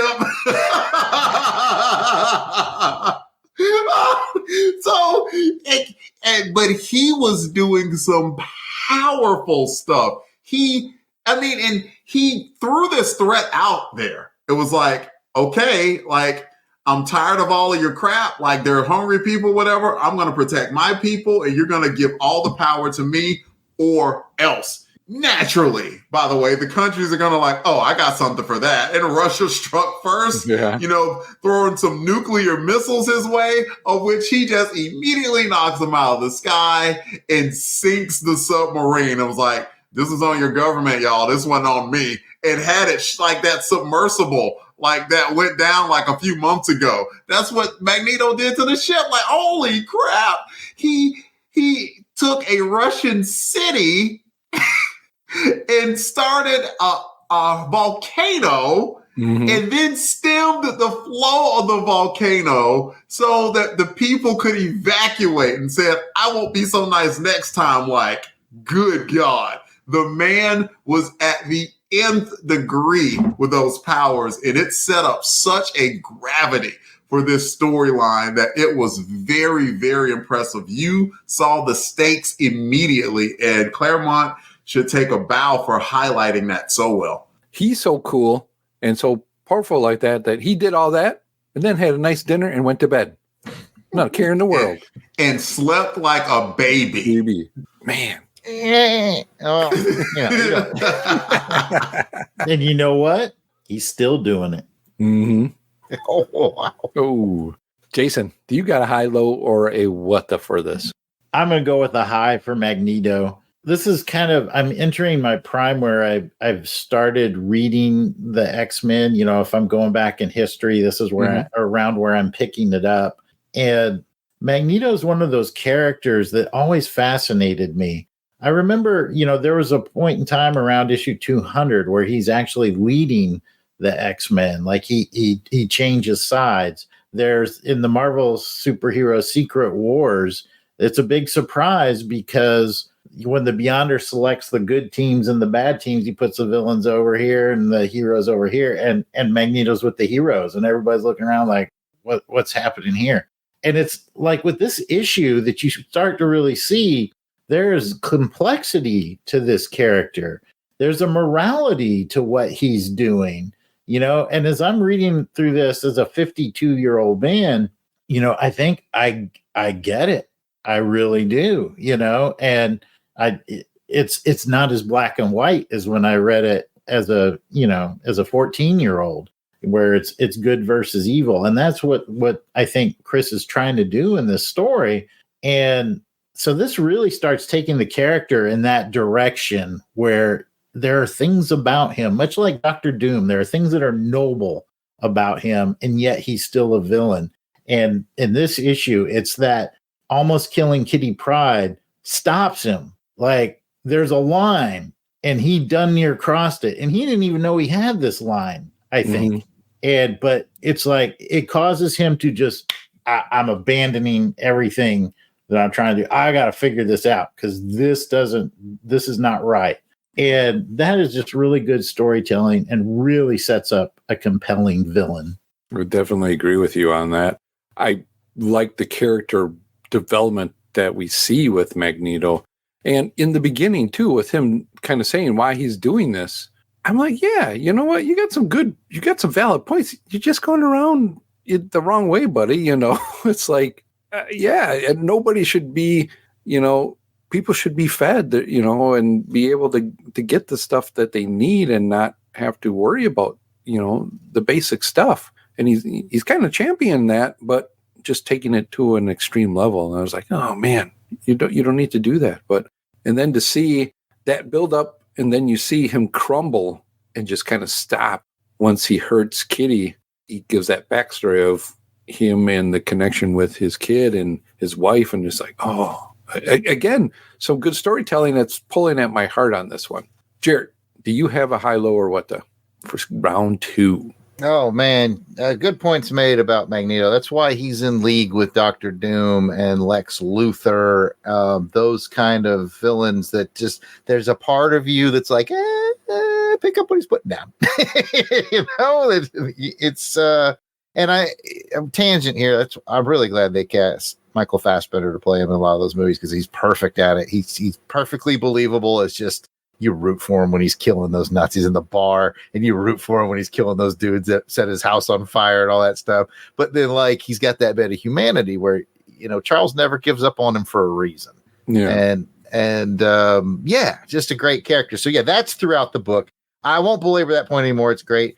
I'll get back to the mechanics of comic book making. Again, I'm reading this in its black and white form, so I'm reading the purely inked pages, no color, and it's amazing. Cockrum turns in just an incredible performance. There's so many parts of this book that could be cropped and turned into covers. Page 1, yes. Page 2, yes. There's a page in there where the X-Men go on the offensive, and Cyclops is in his weirdo costume that he's wearing on the island. Aside from that, though, it's amazing. It's like just this burst shot. And it's not even a full page spread. It's like a third of the page or a quarter of the page. Even the most boring, quote unquote, boring shots of guys slashing machinery and all that stuff. It's all has such energy to it. It's incredible. I did peek ahead a little bit. Well, it didn't really peek ahead. At the end of this issue, it says they're going to have a guest artist in the next issue. And that makes sense because Cockrum laid it all on the line for 150. And it's just evident. So you'll notice in my round one high was good, crisper, not overly wordy, still a little wordy, Claremont, but it flowed well and it was crisp. And then on my second round, just perfection of art between Cockrum and his inkers. Oh, by the way, his inker had time to draw that Spider-Man cover that we did covered as well. Yeah. This is just, I'm not an X-Men guy per se. We all know that, but this is like kind of perfection of X-Men storytelling. It's good story, great art. I'm even going to give a shout out to Orzechowski. I think I've mentioned him on the show before. I think he's maybe the best letterer I've ever seen in comics. We don't pay attention to letters a lot, but there was a noticeable difference. I'm not going to say a huge decline or anything, but when the second letterer took over, I felt it. And I was just like, it's just one of those things that I can open up a comic book from 1984 or whatever, and I can glance at it and tell you if that's Orzechowski's letters or not. He's that good. So a lot of craft is on display here in 150, especially in the black and white. I can't speak to the colors. I didn't read it. It's Glynis, so I know it's good. But man, it is striking in this Essentials. Yeah, definitely the colors in this were really nice. And Cockrum with the drawing, man, to put out these pages in a, I wonder what lead time he had to actually get this done in. And they were like, hey, you did it. Your bonus is you get a day, you get a month off. Oh, man, look at that. I sat and stared at that panel for a little while. I'm going to jump ahead here and go my turn ahead of everybody else here because Jared brought up something I do want to talk about, and it is Scott's costume. And I noticed, we're kind of seeing it been coming, but this comic in this first half, did anybody else get a Flash Gordon vibe off of this? With him? Scott is alive? After just like, is this a Flash Gordon plot going on here? You got Scott. Is that just like something that like Magneto had laid around? Yeah. I think we missed some stuff in 149, fellas. I don't know what. Oh, he had him in that costume in 148 at the end, and he had her all dressed up too. So I'm like, and then I'm just thinking Magneto's got this Ming the Merciless kind of vibe to him. And I'm thinking, is this going to kind of play out like that, where Scott's going to save the world? And he does somewhat, a little, granted, it's the whole teamwork, but his leadership, would you say his leadership brings it back? But we'll get to that later and who went the extra mile. What? We did read 149, and you're right. He did show up in that outfit at the end, Pat. Yeah. 149 is when they went back to like Garrock's basement or something like that. Remember? And it was 140. Yeah. That was 149. Was it? No. Yeah. 149. Oh, I'm looking at it right now. Was when they went back to Garrock's basement and they fought like. Yeah.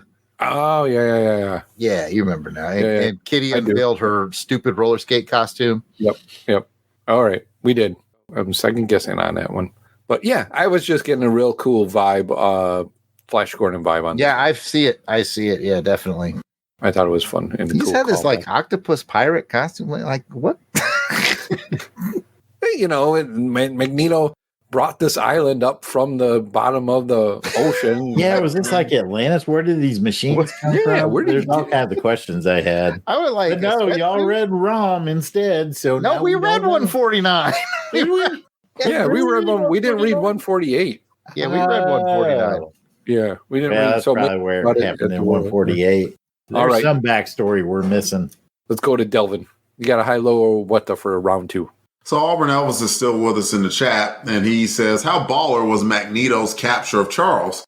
Chuck hits him with a mind fight, and Eric says, okay, I'm grabbing your chair and yanking you over here. That was fantastic. And here's what, again, just a high that Claremont did. They never really said, I mean, you knew Magneto was coming. And because Charles was like, I just sense it. Something, my powers just feel dulled. Something is going on. And so they kept hinting that Magneto was coming. They kept hinting, but they never showed him.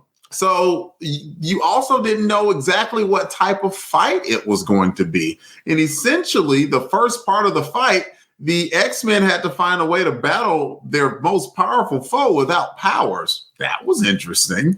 And another interesting part of it was you got Storm, who was in the middle of a life-changing dilemma.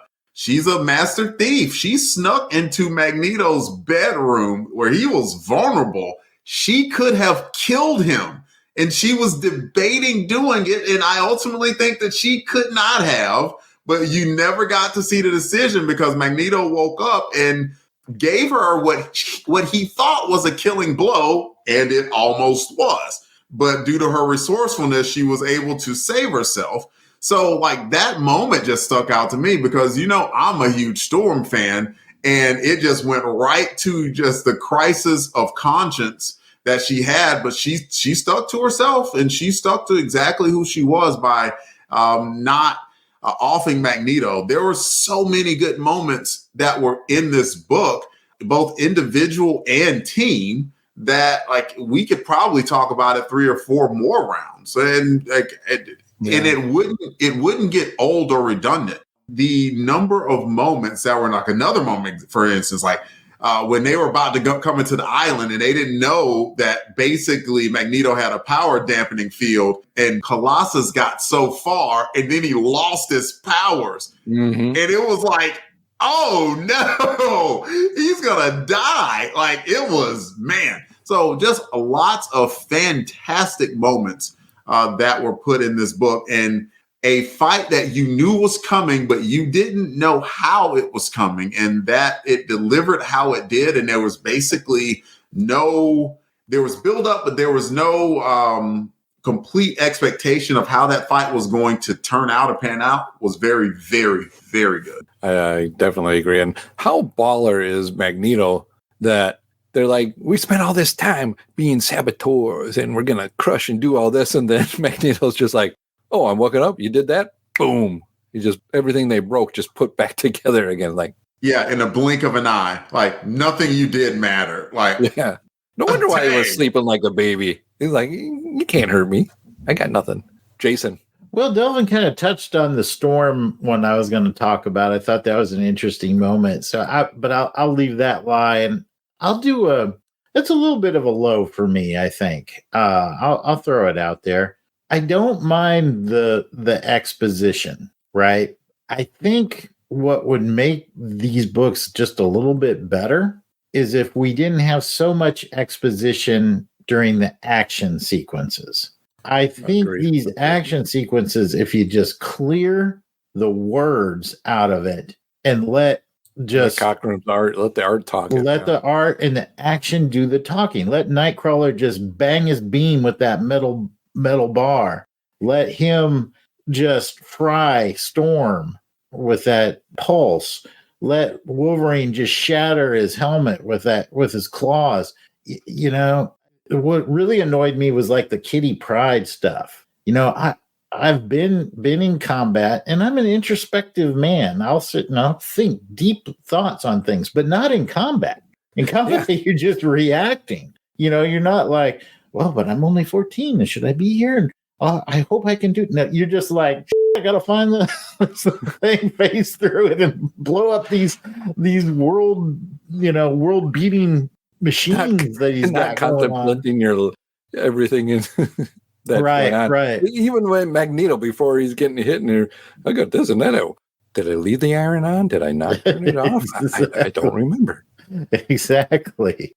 Yeah. So I think that, and I mean, it was kind of a product of its day, right? I think we see that in a lot of comic books, but it really stands out in the X-Men because you just have such great art and great action sequences that you don't need all that exposition in there, and just sometimes less is more. Do you think, and I'll go to Jared on this question, from a comic creator aspect of the writing, that stuff's there so it can describe what he is looking for the artist to put on the page? You know what I mean? Well, then he should have done that in the in the script he sent the artist. I mean, I send these scripts to Mark all the time, and I tell him what I want to have happening, and then I just say, here's what the people are saying. You know, Jason's absolutely right. This is unfortunately a Claremontism. He thinks he has to have more hand in it than he does. It's also possible, I don't know if they were doing this the Marvel way and the old Marvel way, and Cockrum was doing the art and then sending it to Chris, who was then putting the word, not himself putting the word bubbles in, but telling the letterer what to put in, because that was what Kirby would do for Stan Lee and Ditko would do for Stan Lee. That could be happening here, but Jason's absolutely right. It does bog down what should be super brisk, amazing art moments. If you've if you've ever seen Dirty Work, there's a pretty funny scene where they set up a small joke that ends up these mob guys start killing each other over their small joke. I won't go into the details, but they're in a separate room, and all you hear is like these chainsaws. And this one guy is like narrating the whole fight. You can't see him, but you're like, now he's taking the chainsaw and he's using it on me. You know, and that's exactly what's going on here. And yes, the Kitty Pryde stuff does drive me nuts with all of her thought bubbles that no, I don't think any 14-year-old girl thinks like that. That's the danger of the thought bubbles, is you're trying to put thought bubbles in the heads of characters that you know, Chris was, I don't know how old he was, maybe 30 when he wrote this. He's not going to get 14-year-old girl bubbles right. It's his exposition dump. He was better in this issue than he's been in the past. I'll give him that. But I'm going to agree with Jason and say, yeah, way too much exposition, especially during moments. Let the artist have the moments. I've written on scripts to Mark. The next 2 pages are, you know, flat out action. Do what you want. Just make sure it ends in this way. And that's all it says. Okay. Yeah. All right. Well, thank you for that information. Delvin, you have something.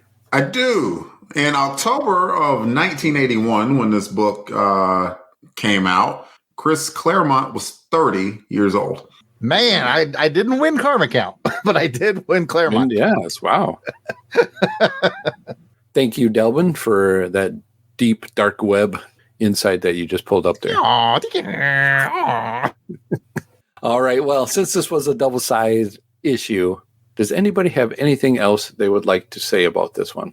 Oh, I was going to say, I think if I woke up and Storm was like standing over me with a knife, I'd have some mixed emotions. I wouldn't know which way to go with that.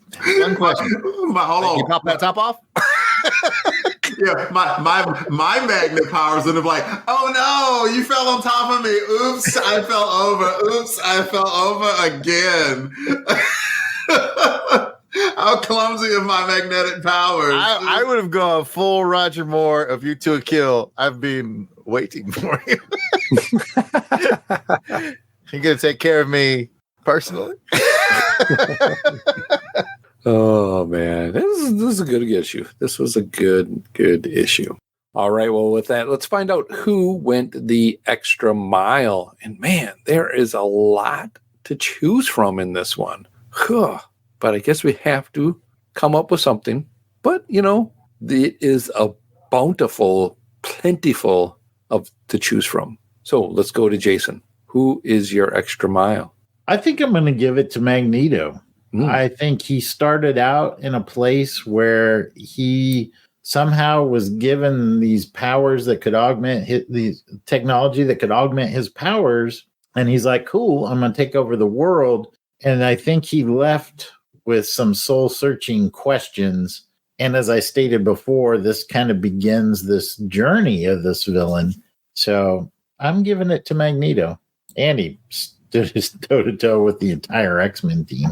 That is a good choice. One of the obvious choices here. Delvin, who do you choose? I'm with Jason. I think it's Magneto. Magneto had the biggest character arc. I mean, heck, the story was called I Am Magneto, was it not? So, yeah, I mean, he went from, I was going to say megalomaniacal, but he wasn't. He never has been. Like, yes, he wanted all of the power, but it actually wasn't.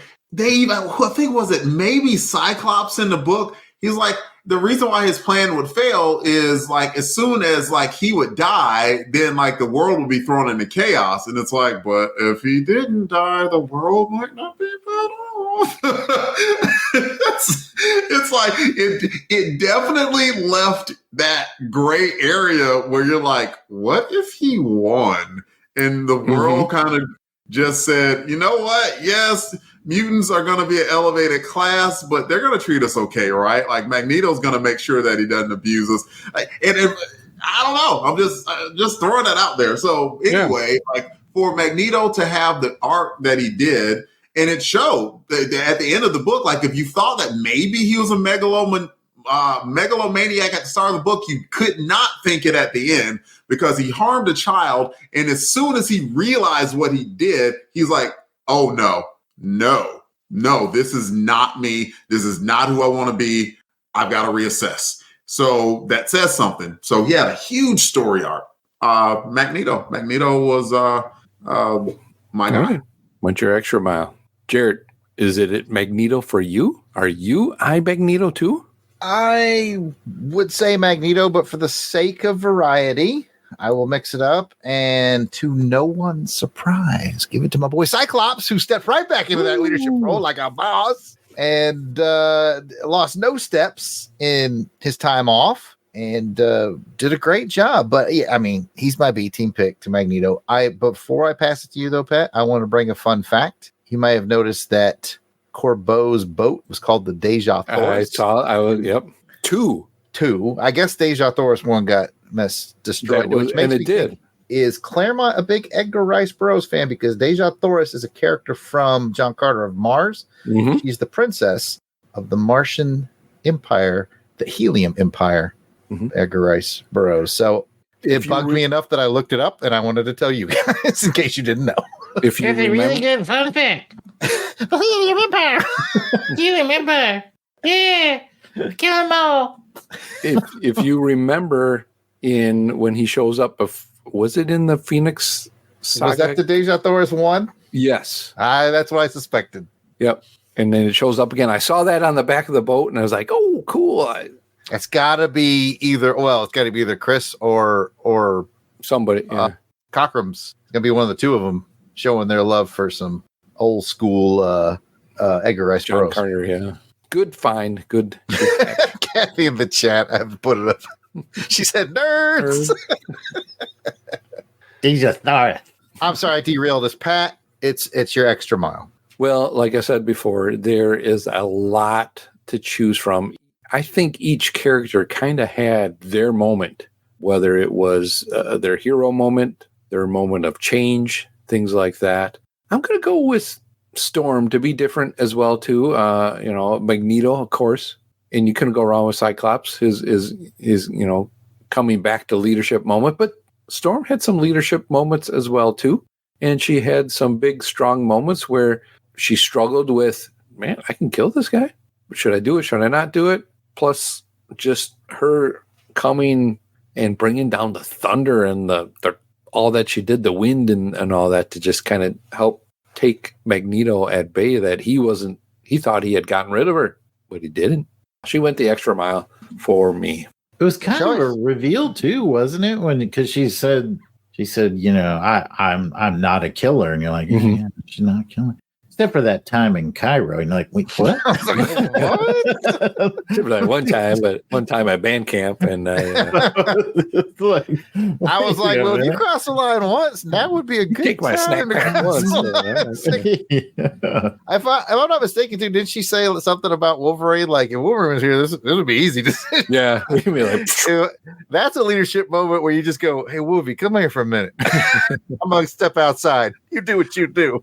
Wolverine even said in the book, basically, like something like he was like, "Yeah, like we off him another bad guy. It's a good day," or something like that. Yeah, he did. Oh, he told Peter, he's like, "Hold him so I can get a shot," and that's one of those exposition moments. No, it's not right for us to kill a person, and he's like, "The hell you say? I'm gonna end this fight right now." Good moments for everybody, and some fun that was had in this one. Well, let's go ahead and get into the ratings so we can figure out how much we really, really enjoyed this one. As a reminder, it's a 1 through 5 for the rating. 5 is you loved it. It tickled your tummy feathers. 4, you really liked it. 3, you liked it. 2, you didn't like it. And 1, you hated it. Oh, did I say tummy feathers? It's all right. Still stands. Yeah. It turned you into a baby. Let's go ahead and go to Delvin. 1 through 5. There's just something about it. Yeah, I wasn't that big of a fan of it. No, I'm joking. I'm just joking, y'all. I'm just joking. It's a 5. It is what you can appreciate is that everybody went all out. And yes, there wasn't any there was a climactic ending actually, because Magneto, who at this point had been basically hell-bent on destruction and mayhem, was like, nope, I gotta revise my tactics here. I still believe in what I'm doing, but I gotta do something a little bit different. And that, it's not a bending of a knee per se, but it is a change in philosophy from, at the time, one of the most powerful villains that the Marvel Universe has seen. So it was a big shift, and I was interested in reading it. And everything from the pacing to the artwork and everything, it was all hands were on deck. Not only in the creation of it, but in the book as well. It deserves a 5. Jason. I'm going to join Delvin's 5. For me, it checked all the boxes I need for a 5. We had the entire team. We had every member of the team had some moment, was given a moment of gravity, a heroic moment to do. Whether it's Nightcrawler teleporting the Storm out into the water when she was literally on fire to help her, or like we talked about, Magneto having that arc-changing moment where he starts questioning his philosophy. I think at the end of the day, all the boxes were ticked, and I'll just stop there. I'm going to end it at 5. Jarrett, are you joining Delvin and Jason at a 5? Take Jason's words, Delvin's words, put them in a blender, pour it out. I'll have a sip of that 5. Oh, I see what you're doing. Well, I want to take your words and then take what Jason and Delvin and put it all together, and it's going to be everybody get up now because we're at a 5. Everybody get up, sing it. 1, 2, 3, 4. Let's get down now. I'm down. Woo! This is a good, solid issue. Good build up to it, and I think it came off at the end. Solid conclusion, and like Jason said, what are we going to see with Magneto moving forward? Big step from, and then I looked into the crystal, and I became the crystal, and I was one with the universe, and the crystal stared back at me, and then I shut up. Yeah, this was a big comeback from that. By the way, Jared, M-Cron crystal. It's M-Cron. M-Cron? You always say Omicron. And it's like, does it really matter? Yeah, and it works because I know you hate it. And so one of those, I think, is a Decepticon. I'm not sure. Maybe it's a watch or something. I don't know. I think wasn't Omicron the variant of COVID? Could be. I don't know. Yeah, one of them's a rapper, I think. Oh my God. Let's wrap this up. I'm tired. Speaking of all wrapping it up, that's going to bring us to the end of this part of the show. You got a comment or a question, you can call us and leave a voicemail that we will play later on in the show. Leave us a message at 707-532-5269. That is 707-532-LBOX. Look at the M-Cron. We'll be right back. We'll be right back. The swamp, more than merely a place. It is a churning, seething, bubbling bed of life, of which you are a part. Once you were a man, a chemist named Ted Salas, until one little experiment went somewhat awry. And you changed. The serum that was to have made you a super soldier, combined with the strange forces in the swamp, to make you over into this, a shambling, mindless mockery of your former humanity. The macabre Man-Thing. Man-Thing was created in the early 1970s to capitalize on the growing monster craze, but under writer Steve Gerber it became something quite different. Experimental, surreal, and very, very weird. It was something I loved as a kid, but does it still hold up today, 4 decades after its initial publication? So join me, Paul Matthew Carr, as I attempt to make sense of this cult classic and analyze each issue, putting it in the context of the time it was written and comparing it to the standards of today. And maybe you too can come to love the world's second most famous swamp-based comic book character as much as I do.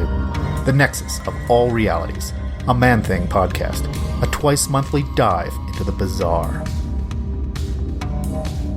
Welcome back from the break. Now let's get to the feedback part of the show where we share your comments, emails, questions, and shares in a segment called Crusader Comments. We are thrilled to kick off these comments with special shout outs to our Crusaders Club members. These are the fine folks that have joined our crusade. They enjoy early access to special Longbox episodes, voting to help determine show content, and so much more. So these are the folks reaping the benefits and giving some much appreciated support to the show. Angelica Speed of the Wolf. Ow.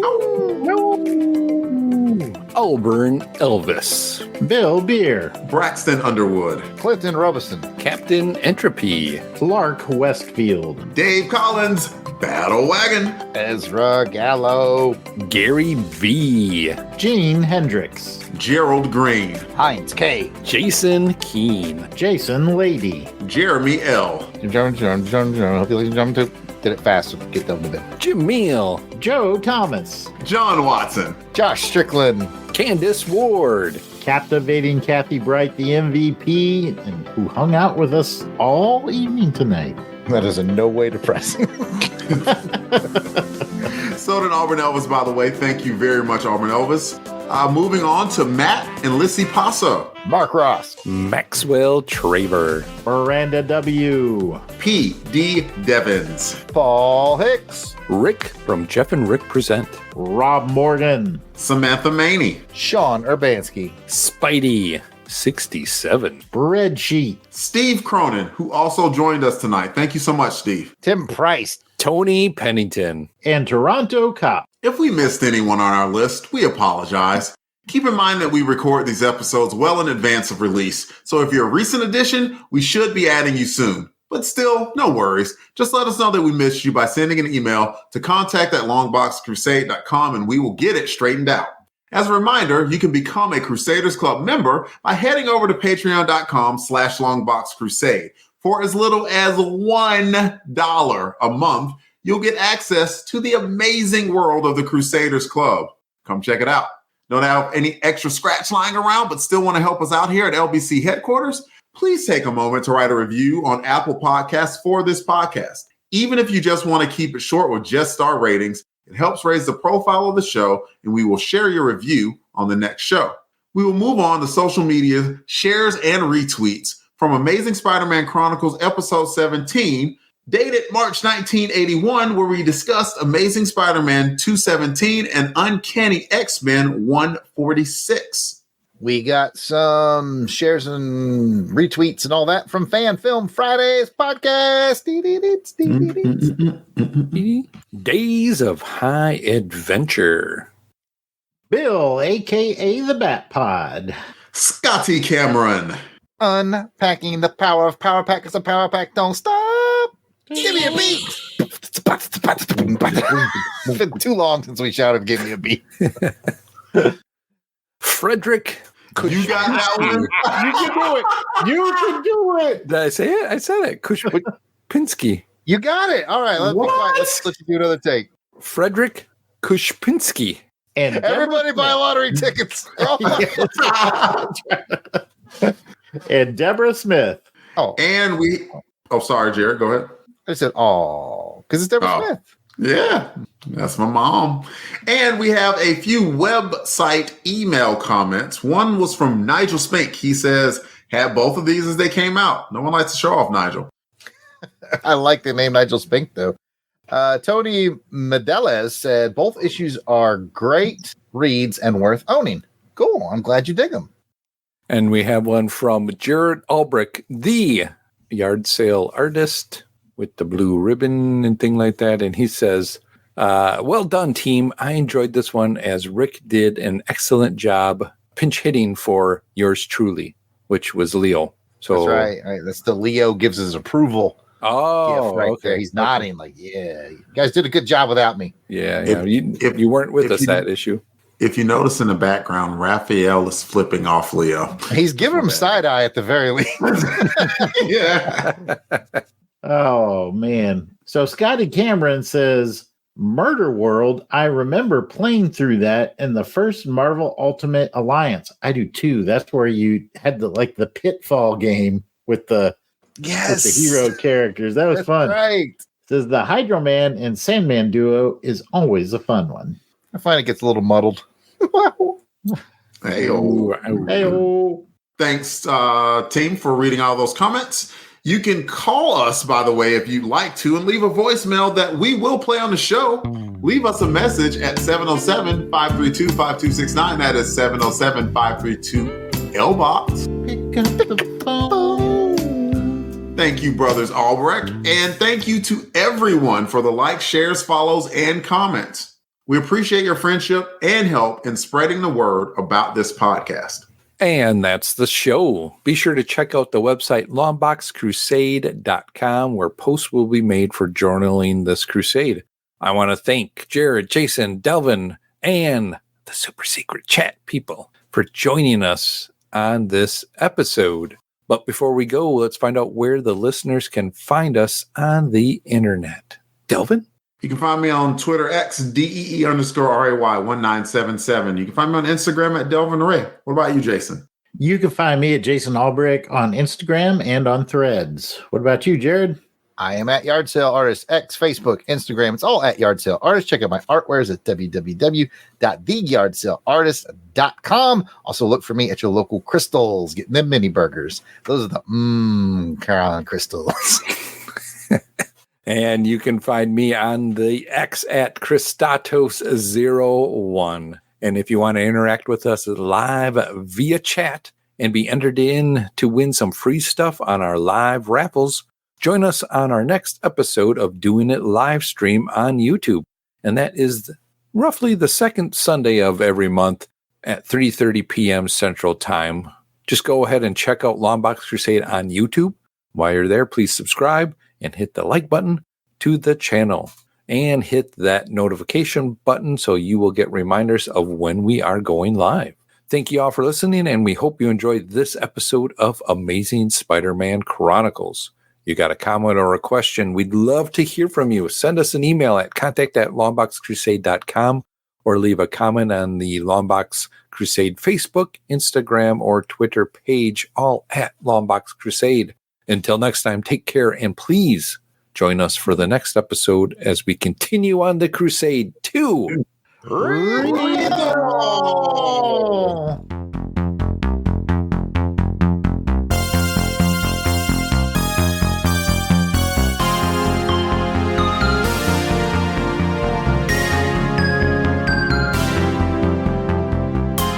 The intro music is provided by musical genius Joe November. Check out his SoundCloud at JOSEFLIN99. You won't regret it. All songs, song clips, and characters discussed are copyright of their respective copyright holders, and no infringement is intended. We are just fans that like to share our love of comics. Outtakes. Action Film Face Off is next week on Thursday. Okay. We have a special one. It is a special, yes. So we're going to have the big 64 team bracket playoff. Find out of all the ones we've covered so far, which one is the champion. I have the results right here that I'm going to move around so fast no one can see them. You changing? I'm going to see if I can do the. Oh, sorry, I interrupted you, Pat.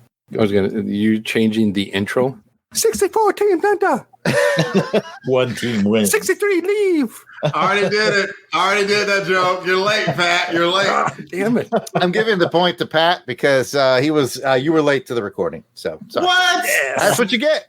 I hope you enjoy whatever it is you know what up. you did. And that's how I won rookie agents. Just showed up. That's all. I'm eating some chicken, and I got something I could do with these greasy fingers. But you know what? We got company. So you're lucky. Come on. You're lucky, Albrecht. I want the smoke tonight. Bring this up. Boom. There we go. Take that, pork face. All right. So 2-minute synopsis, but it's a double-sized issue, so I get 4 minutes. Start the timer. Hey, it's me, the M Crown. I'm looking at you, but thinking back at me and just thinking of you and looking at you. You can't see me looking at you, but I'm thinking of you. It's got this aura around it, it's like this purple glow. Where somebody will be hosting a Saturday matinee theater about Robin Hood. We'll figure it out. Robin Hood, Robin Hood.